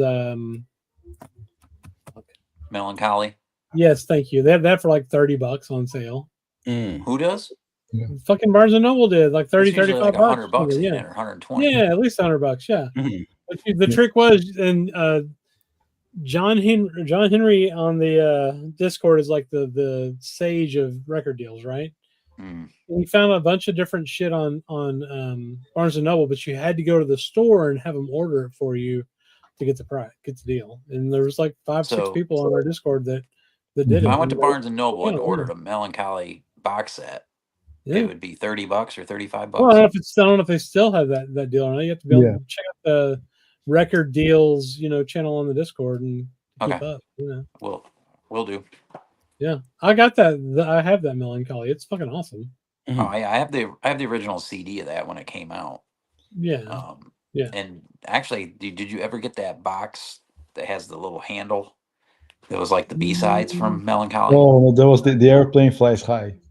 Yeah, it turns left, turns right. All the left turns right or B-sides, something. leftovers. Yeah, it was really cool. Yeah, I love that. I have this. I still have that CD box. Well, the interesting thing with Smashing Pumpkins, Melancholy Infinite Sadness is what we're talking about. The original LP version was kind of shitty. Right. It was one less disc than the reissue, and they cut it kind of, compressed, kind of quiet, so that they could fit it on however many LPs it was. Right. Yeah. Much like the shitty Third Man, the Don Cherry that Mike Notes and Tones unfortunately got a copy of from the Verb by Request series. It was terrible, and the John Schofield was an absolute abomination and the worst reissue of 2024. There you go. Now we got the best and the worst. Yeah, it was horrible. The OG. Oh, that's nice. All right, guys, I'm crashing. I'm gonna jump off. Well, bye. I guess we're doing a deep dive, man. No, I don't think I'm up for it. No. But I'll see y'all later. All right, later. Man. Have a good one. That was one thing. What is this guy? At least we didn't get the Irish goodbye this time. Then we started talking about Smashing Pumpkins, and we killed Jasmine's mic. One freaking. Yeah, I saw them know, once here in Charlotte on the Adore tour. I think It wasn't very good. No.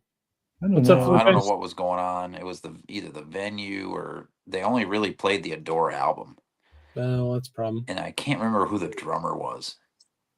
I think it was a yeah, fill-in it drummer was because I think fine. Chamberlain was on the sauce, Mm. Mhm. and yeah, I don't Poor know. Darcy's been a train wreck for 20, 30 years. Well, yeah.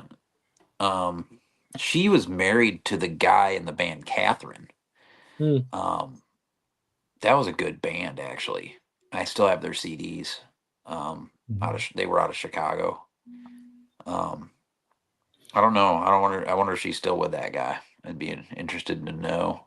It's like but the last name was Brown or something like that. I still haven't seen them. I mean, I missed them the last time they came through. Yeah, I they saw come them a again. few years ago. It was good. It was still James Hill was still playing with them. Hmm. I don't know, man. Is he not anymore?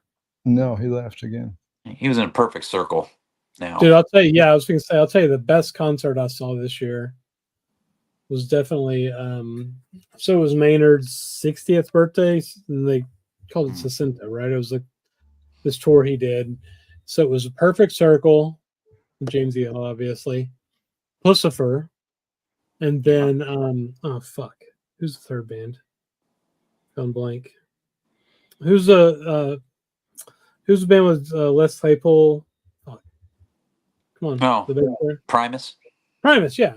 So it was Perfect Circle, Pussifer, and Primus.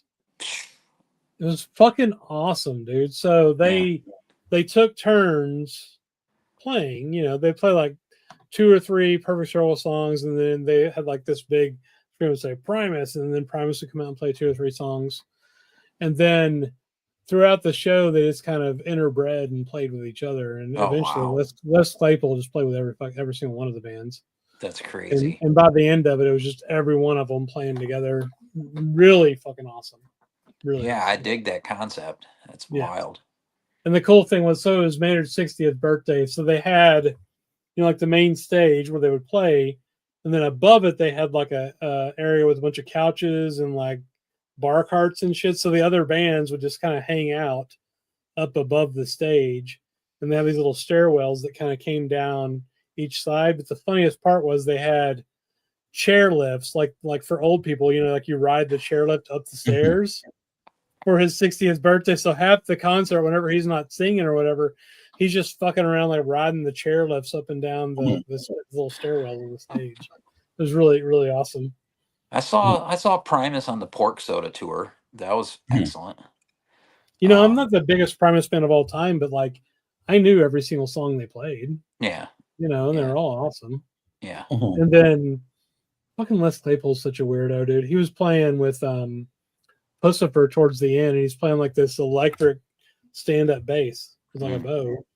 And he's got this fucking crazy ass pig mask on his like the whole time, you know. This plastic pig mask. I'm like, okay, dude. Very strange. Yeah, I've seen Maynard live. I lost count. There was at one point not too long ago, I had seen every single show that Tool had played when they set foot in either South Carolina, North Carolina, or Georgia. All 3 states. Yeah, I saw Tool. It was like this year, it was like me following like people follow Fish in the Dead. I was following Tool. I mean, I love Tool.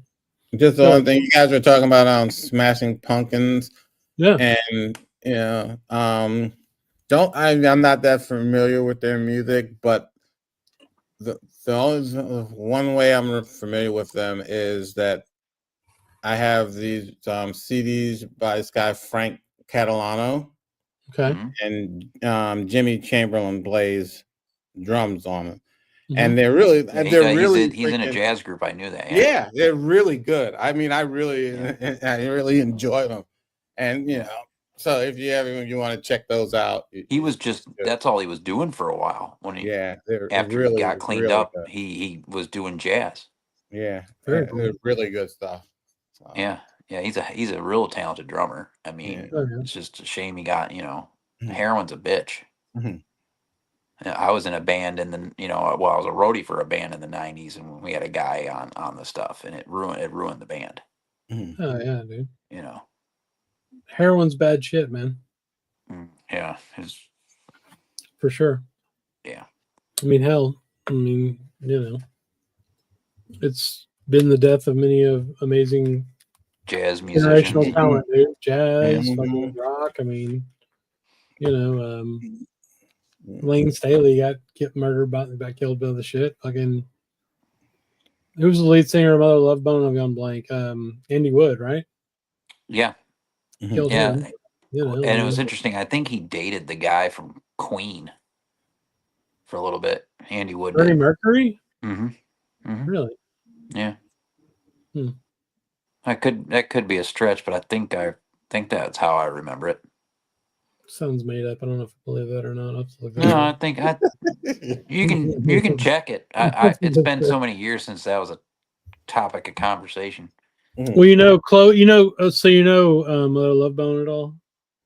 Yeah. Oh, yeah. I used to have all their records. I sold them. Like the Chloe Crown of Thorns Mhm. song? Well, Pearl Jam started doing that, because Andy Wood was, Mother Love Bone, half the band was Pearl Jam, and so they've the done Apple's that. 12-inch or whatever is a tough one to pull. Chloe Crown of Thorns though is one it's of those beautiful things. It's an EP, Dave. Side A and B are the same. Yeah. Oh, okay.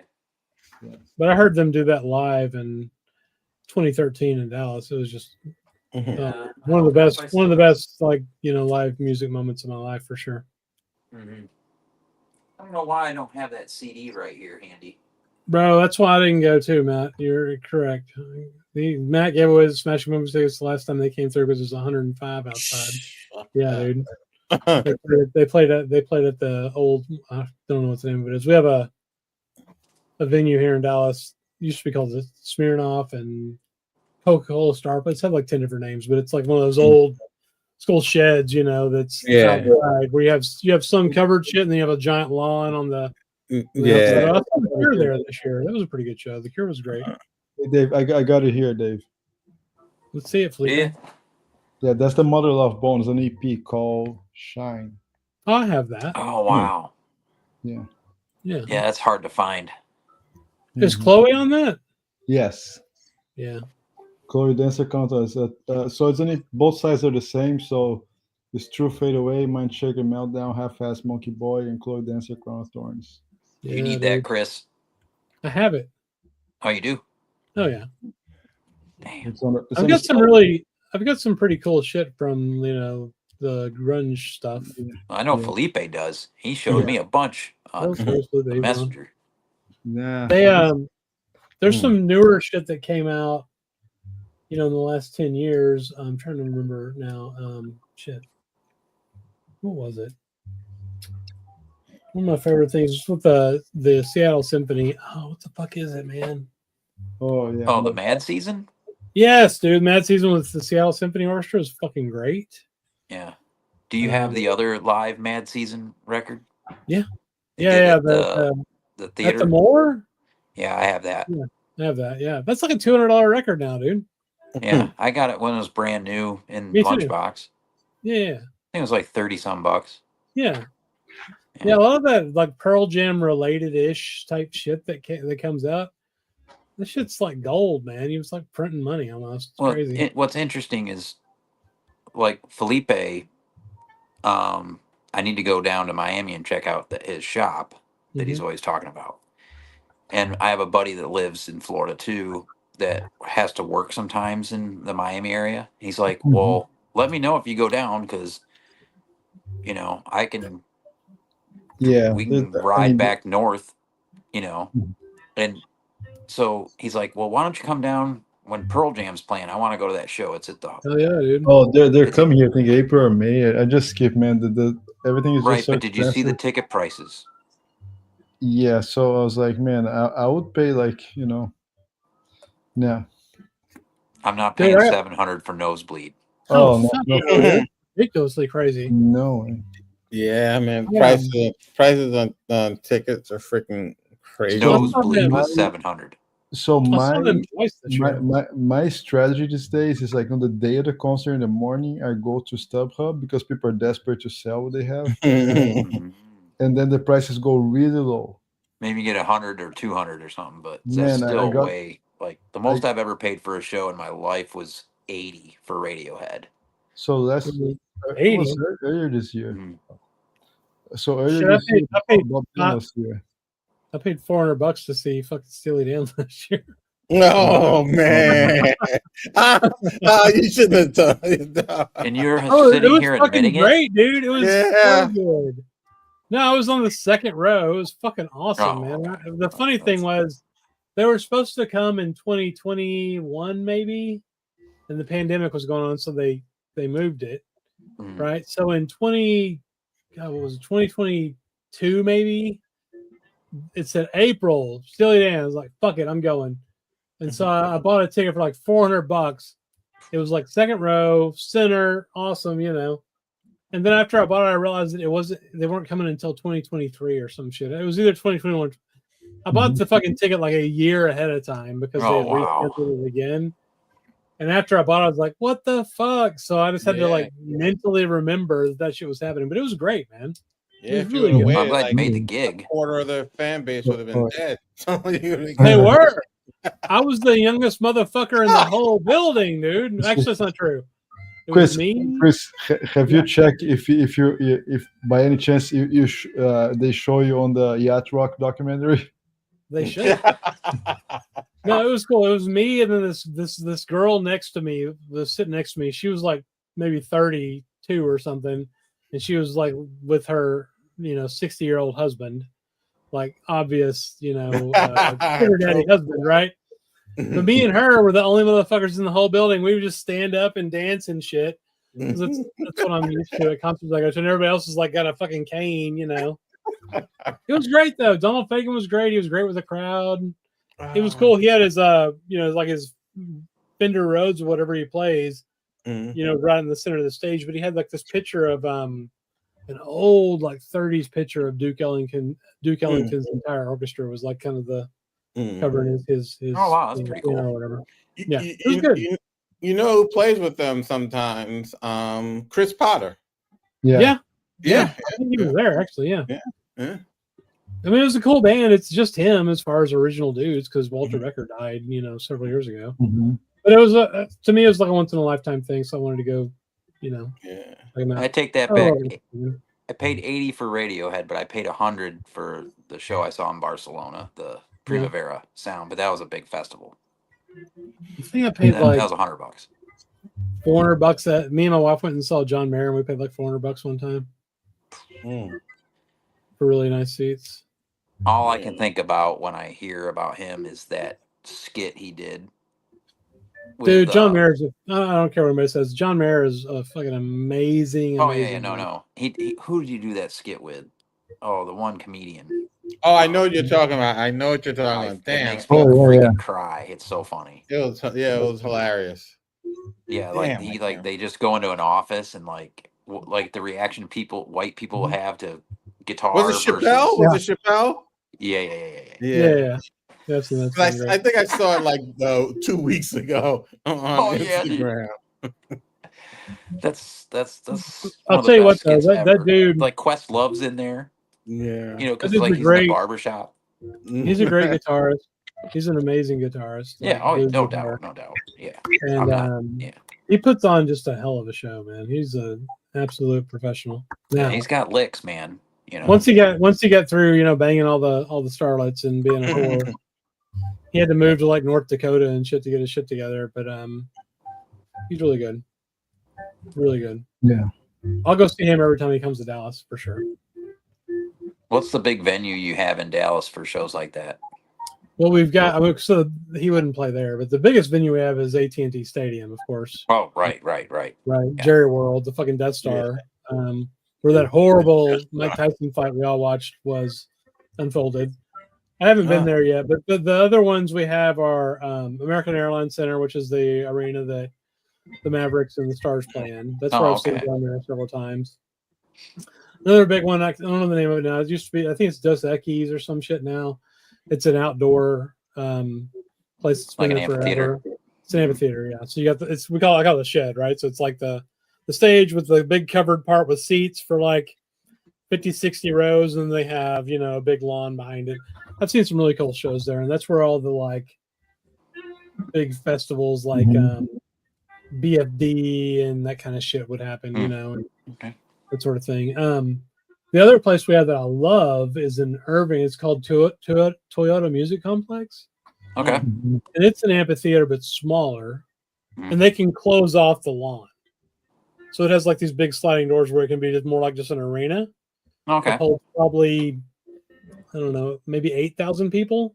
I saw Ryan Adams there in that configuration, and then I saw with the lawn, it's much smaller lawn, but me and my daughter went and saw Deftones and oh shit, that's cool. I can't remember who the other bands were, but it was Deftones and a couple of other really cool bands. Yeah, I've met Chino Moreno before and shook his hand. That dude's a screamer, man. Yeah, he's Toyota's great, super comfortable. Yeah.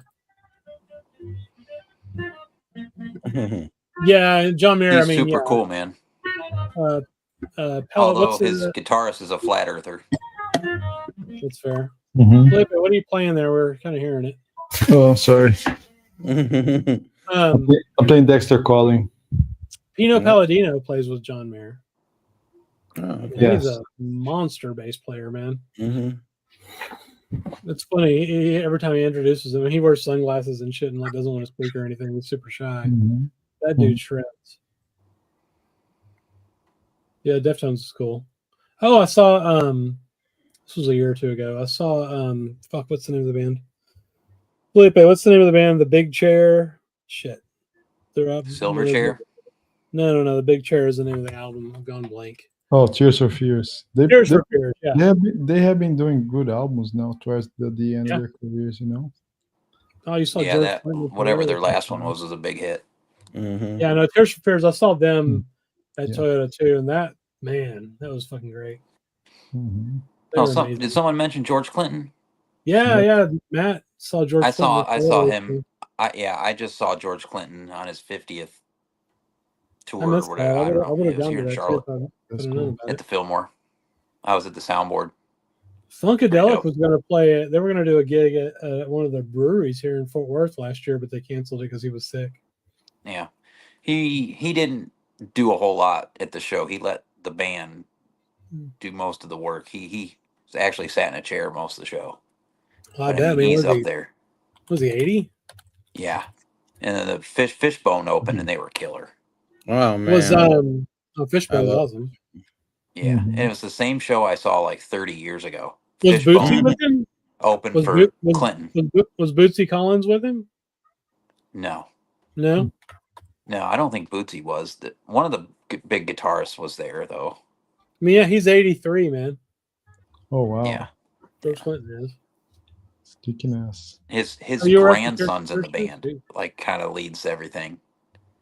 The Tears for Fears show was great. They had a lady like backup singer who was fucking awesome, dude. She was so great. They had a song that she kind of led to that was really excellent. I'd go see them again if they come back. I'll definitely see them again. The big shows I saw this year was the Kim Gordon show was sold out. That was a big one. Cat's Cradle, and the new stuff she's doing is completely different than anything else that anybody's doing. It was my record of the year, over her ex-husband's record. It's funny. I had Kim Gordon 1 and Thurston Moore 2 for the other stuff, non-jazz. Yeah. But she's up there in age, and she killed it. Yeah, but it's funny, Dave. I mean, Thurston Moore, he kind of lives nearby here, right? So he has his own label and stuff, and he drops his record at stores here, and a lot of them they sound like the King Gordon record. Some interesting ones. It's very, very similar, not too far from 23. Kim played some really Sonic Youthy sounding guitars at the show. Yeah. But her band is young. They all look like they're in their early 20s. Yeah. And I mean, they're really good. like the bass player, she looked like she looked younger than that. I don't know if she was even old enough to drink, but she could throw down on the bass, and she played like the little keyboard when she wasn't playing bass. Like they were really good. Really It's good. crazy, man. These young musicians, like if you go on TikTok and just like follow some of these young musicians, the virtuosity that so many of them show is kind of crazy. Yeah, they just sit and practice. I mean, It's during the just pandemic, nuts, that's all you man. could do is you were Oh, locked my indoors God, and you so could good. practice an So instrument. good. Yeah. You know. Felipe, who was that bass player we interviewed? Max Girl. Yeah, didn't you get his JMI record? Oh yeah, How was that? it's great. Yeah. Max Right. Girl, I need to get that. It's a solo bass record, man. It's just Yeah. interesting because you're naturally not expecting much in a like regular setup. Like, dude, now comes the bass solo. Oh my goodness! And then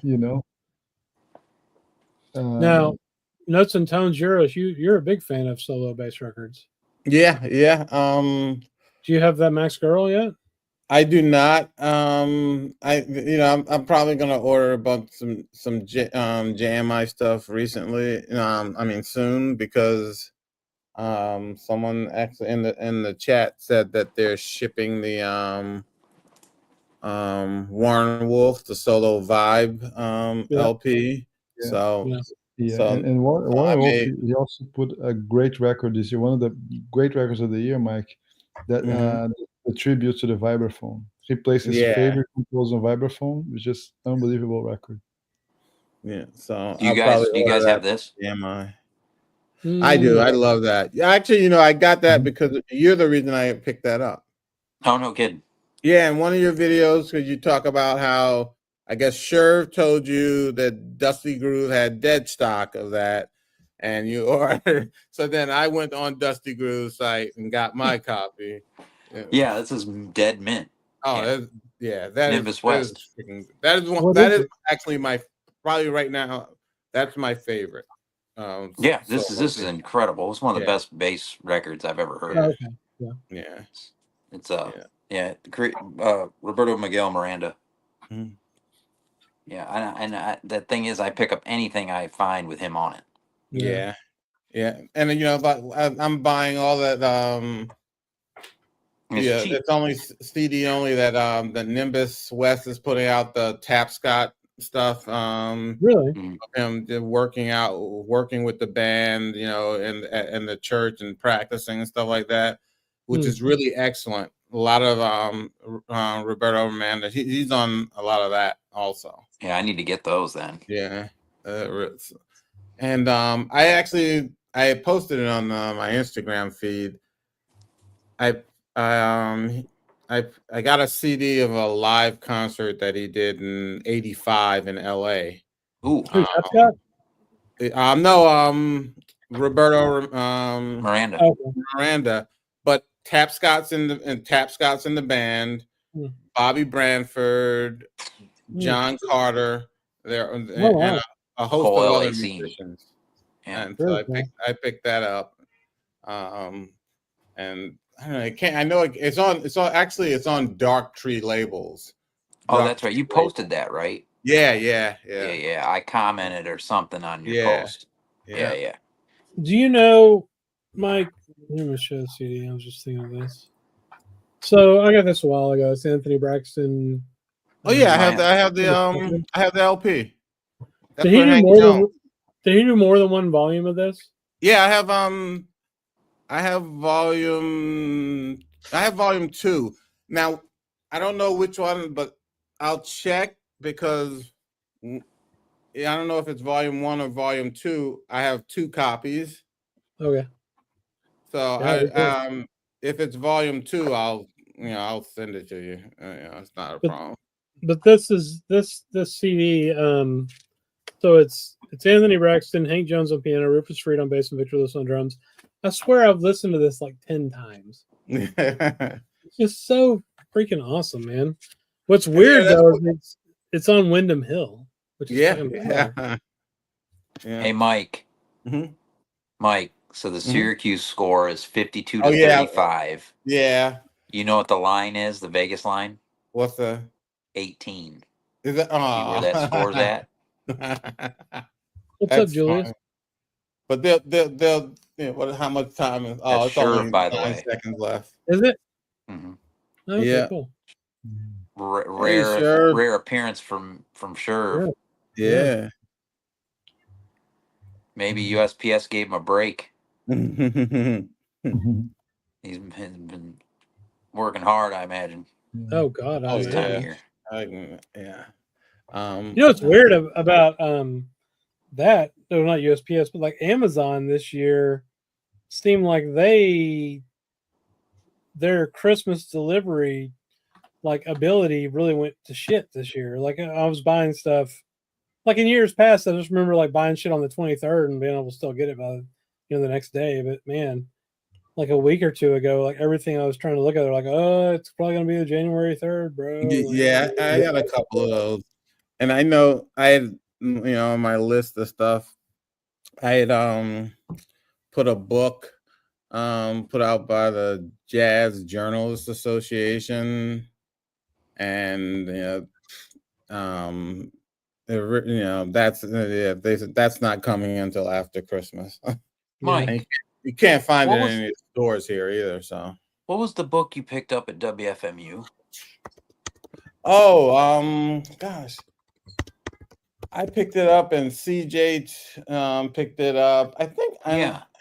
I think I usually have it out here, but I moved it because we had relatives over like for the holidays. So I moved it in. I need to get that. I just remember I need you to gotta get hide the jazz books from the relatives so they don't get offended. Well, you have to straighten. I have to all my stuff it takes over our place. So for Christmas, I gotta like you're like trying to move stuff and everything, which is crazy. But it's like great, and it's like something that you take to a record fair. It has all of the albums. Let me see if I can find. I know where it is. I know where I put it.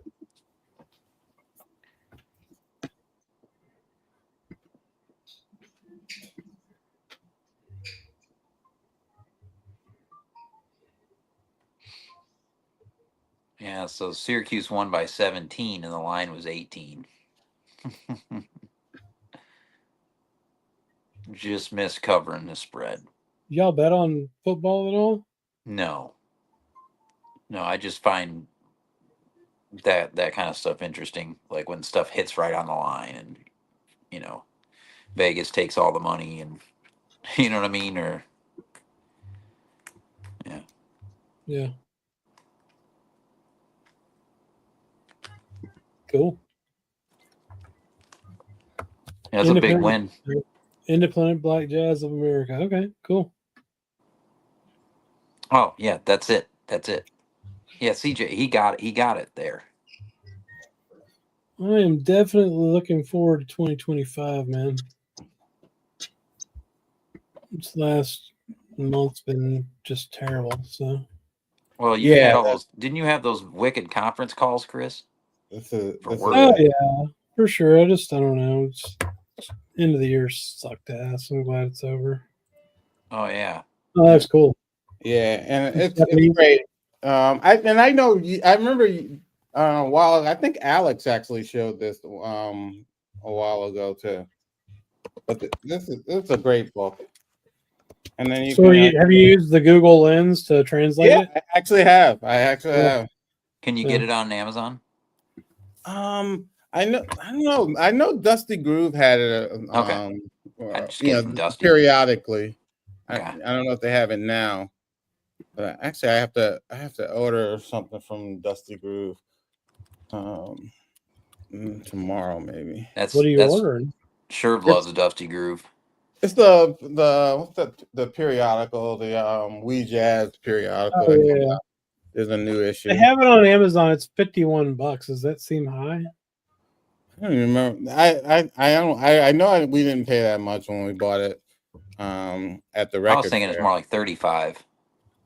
Probably. I think that's I'm looking at Dusty Groove. Oh, CJ said Dusty's out. Oh, okay. Yep. But it's a great book because you can just like you're going to like a record fair. You can just throw it in your bag. Yeah, it looks worth it, man. Yeah, Yeah, cool. is. Mm-hmm. Yeah, that's a cool book. Paid $30. That's a good deal. Nice. Oh yeah, 30. Yeah. Well, now that I have new glasses, I'm in the book marketing because I actually fucking read them. Oh, you can read your CDs too. Dude, totally. It's amazing. I'm serious, man. I hadn't been to the eye doctor in like 6-7 years. And yeah, these reading glasses he gave me are kind of a revelation. But nice. Yeah. I'm in the same boat. I need reading glasses because I can't see my phone or you guys with them on, but I can't drive without them. You know what I mean? Right. Yeah, the only thing that sucks is I got a pair of progressives, I guess, which are like, for the whole range, but they're too small for my fucking head.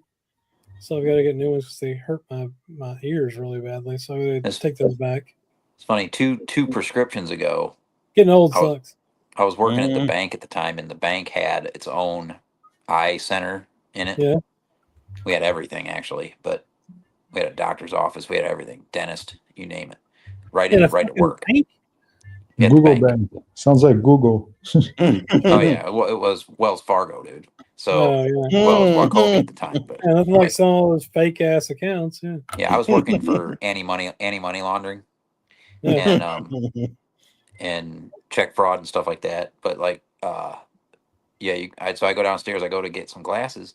This was when they had gone to the square frames for men.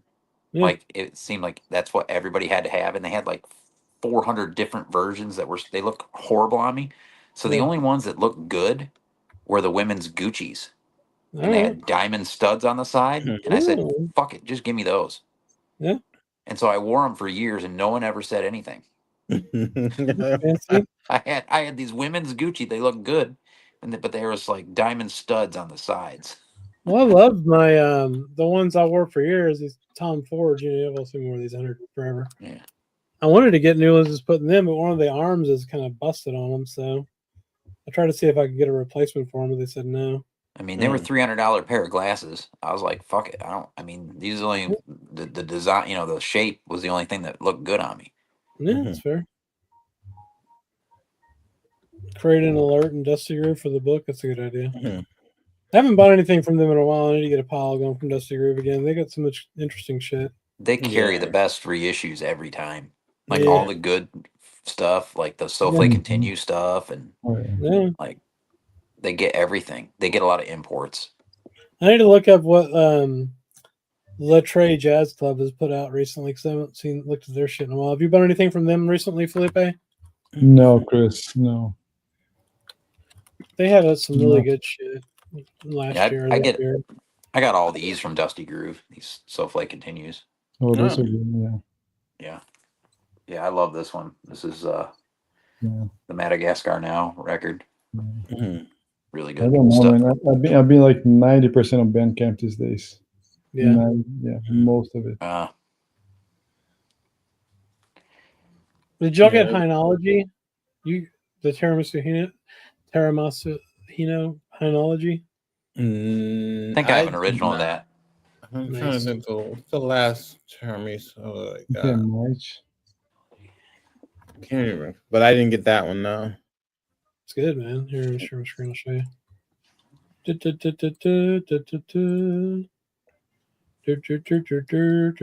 yeah. Come on, no, it's not working. Great. No. The one on this one on Tact? Yeah, dude. Yeah, they reissued that. Oh, they did? I missed it. But we have it. You don't need it. Letray Jazz Club. Here, shot. They're a French label, and they reissued this this year. Oh, okay. Really yeah, I like this. It's got some Miles sound to it. Yeah, for sure. I don't know why I can't make this go away. So that was good. What else do I have from them? I mean, he's even in a Miles pose there. Where's wasn't the Caterpillar on there too? Yeah, here we go. Yeah, they did a Caterpillar. Green Caterpillar. This is really great. Yeah, there's another one. If you go back there, Chris, Scroll up. No, scroll down. This one. No, this one right in the center. The Which four one? 4 units. This thing is 4 units? amazing. Yeah. Hmm. Oh yeah. Yeah, I don't have that one. I mean, look at they're affordable too, though. Yeah, 4 units is What's really that? good. You can find on Amazon probably. Yeah. Oh, Yeah, Let's see. Oh, that's cool. I think that's how I got mine from Amazon.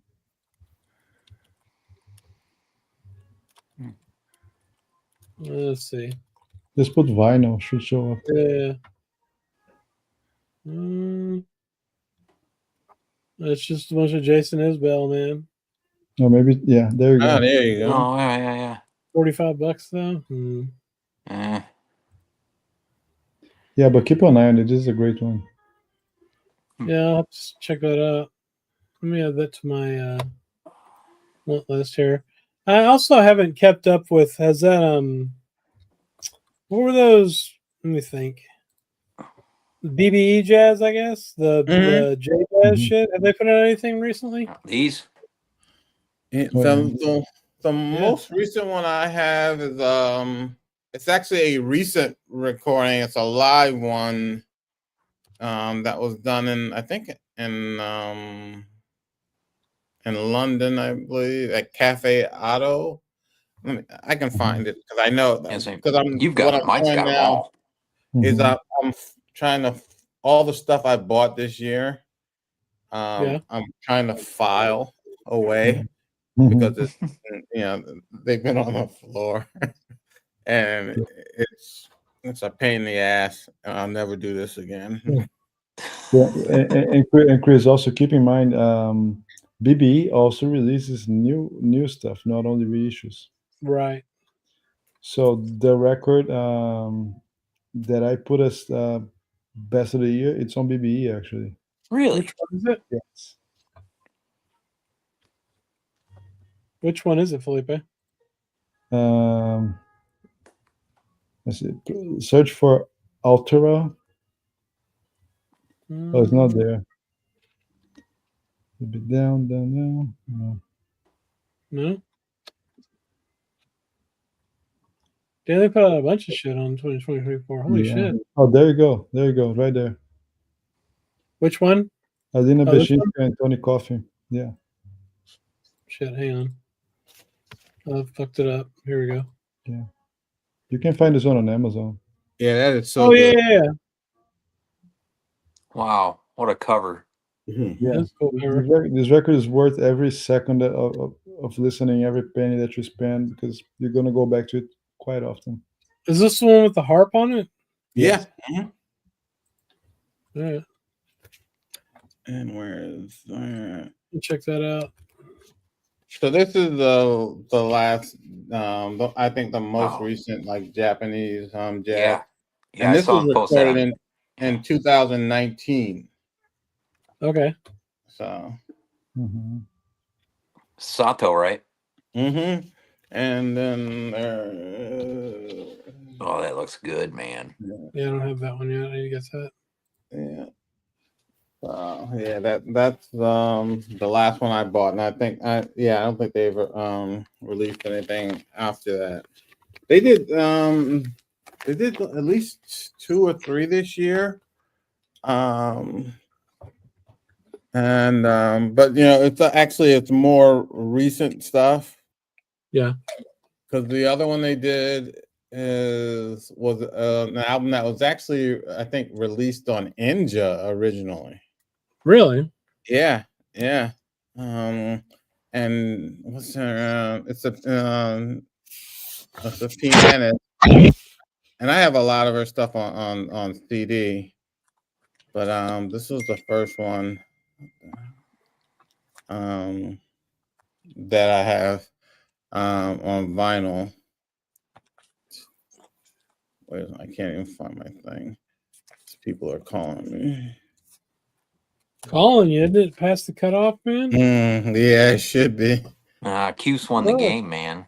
Yeah, that's what it is. People are like, that's why people are calling. Yeah. I got an Ninja CD I can't find that I wanted to talk about. See if I can find it. Mike, you know what I like about what they do with these two? Because they have to travel quite a bit to get to the States, these records. Yeah. You notice how they ship the records outside of the sleeves on the inside of the jacket? Yeah. Yeah. Professional touch. Yeah. Yeah, for sure. It's another label that does that I order stuff from. I can't remember who it is, but yeah. It's just professional on every level, man. Just thought goes into the record collector on that. Yeah. You know what I mean? And they're out of the UK, right? BBE? Correct. Yeah. Yeah. And the thing that's nice is the guy that started the label, he's a record collector. Yeah. So, that's why you're getting this. I mean, these are so well done. They're incredibly well done. Yeah, it's been probably 6 months since I bought one of them. I'll have to check out what I've missed.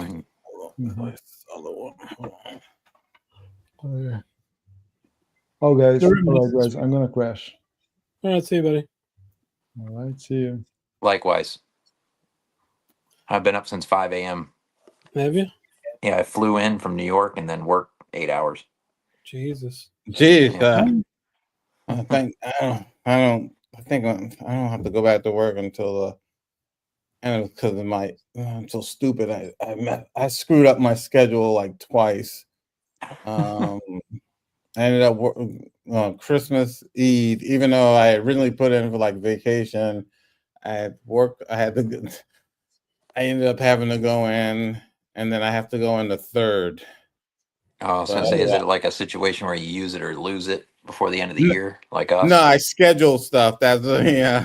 So I have no choice but to go, and So, but the one thing is, the good thing about scheduling the stuff for Christmas Eve, it wasn't a big deal, and I'll just get that day back. Yeah, luckily for us, I had the day off. I was in New York, but like the people that had to work Christmas Eve, they get off by noon, or maybe no, we actually had it off. Everybody had it off.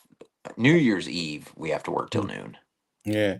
That's what I don't know. I guess it started with when the pandemic happened. We started doing that, where if any major holiday, basically the office shuts down at 1. Mm. And then the people that work that work a whole day, they get credited for that day. They get comp time for that day. And then because I did the Christmas Eve thing, I ended up getting basically a day and a half. Oh, nice. But and you said your office is close to where the WFMU fair was, right? Yeah, it really doesn't matter with me because I take my time anyway. I was just like, no one's like, I don't have to like sign in or anything like that anyway. So it doesn't matter that much, but we've got the whole unlimited PTO bullshit where they really just fuck you because the corporate America has figured out if you just tell them it's unlimited that they take less time than if you have like 4 weeks off. Yeah, my wife has that. I take off every year at the end of the year for like my last day was the 20th, and I'm not going back to the 6th. Damn. Yeah, catch up on listening to some of them CDs. Well, I just take off the last 2 weeks every year because nothing fucking exactly gets accomplished anyway. So nothing happens, and then freaking January is like hell. Yeah, January's gonna suck. But I mean, basically Thanksgiving onward, nothing fruitful happens anyway. So we're slammed. You get the end of the year bullshit with the bean counters, huh? Mm-hmm. Yeah, that's fair. Yeah. I have to do a lot of paying a lot of bills today. The salespeople where I work are definitely working their ass off still, trying to get those deals done before the end of the year. Yeah. Oh, I just looking at CJ's comment. Hey CJ, our Pat Thomas is gonna be at damn, what's the damn? I hate when I can't remember shit. Big Ears with with the gosh, what's the group? I love the group. With the damn, I can't. See you, CJ. He knows. Was He Steely knows. Dan? No, it's they do. It's like an Abdul Malik like tribute group that they do. Wow. Where they just take one song and that's it. And they play they play the whole song. They've got like I think at least 4 albums out. Like the last one, the most recent one is called Wood Blues. And the whole performance is just that tune. And I love that group. I looked into Big Ears. Yeah. Boy, this is gonna be my packages. first. This is my first time. I know CJ's going. CJ's going. Serious business in Knox Vegas. Yeah. Yeah. Actually, my wife is coming also. So. Yeah, I've heard some good stories. The guy that runs Premium Sound Record Store here goes every year, and it's cool how the little venues are all different, and sometimes it's a little church, and sometimes it's it's all different. Yeah, and they also have a film festival going on at the same time there too. Oh, that's cool. And in addition, you definitely got to get in on that. It's like something, man. I'm really looking forward to it. It's gonna be great. So yeah. Cool. Well, it's 12 o'clock on the East Coast. Y'all about ready to wrap it up, or? Yeah. Maybe I'll file some more records. I'm working on the A through F. Well, you got a new shelf coming, right? Well, that's for CDs, but I'm gonna have to sort of saying this low so it's not heard. I gotta get something for the albums too. Oh shit. Because spaces. I need to have more room on the shelves. I don't want the tight fit on certain letters of the alphabet. Time to do the Dom type reissue purge. Yeah. No, that's fair too. But I'm thinking about next week getting a. Y'all can see behind me. I've got a shit ton of the IKEA stuff, and I'm thinking about getting a 5x5 in here on the other wall. You can't see. And making some space because all the shit behind me is like full, man. Like like if I get a new Blue Note, I'm kind of fucked because I'm in a room in the Blue Note section. Everything's smashed. Everything's kind of smashed in there. Yeah. I mean, it's only 11 o'clock, Louis. Wake up. We're about to sign off, though, buddy. All right, cool. Well, I doubt we'll see any of you before New Year's, so. Have a happy New Year, everybody. Yeah. All right, guys. Happy New Year. We'll see y'all in 2025. You got it. Oh, wait. I thought it was already 2025 per vinyl tag. That's pretty good. No, that's pretty good. See ya.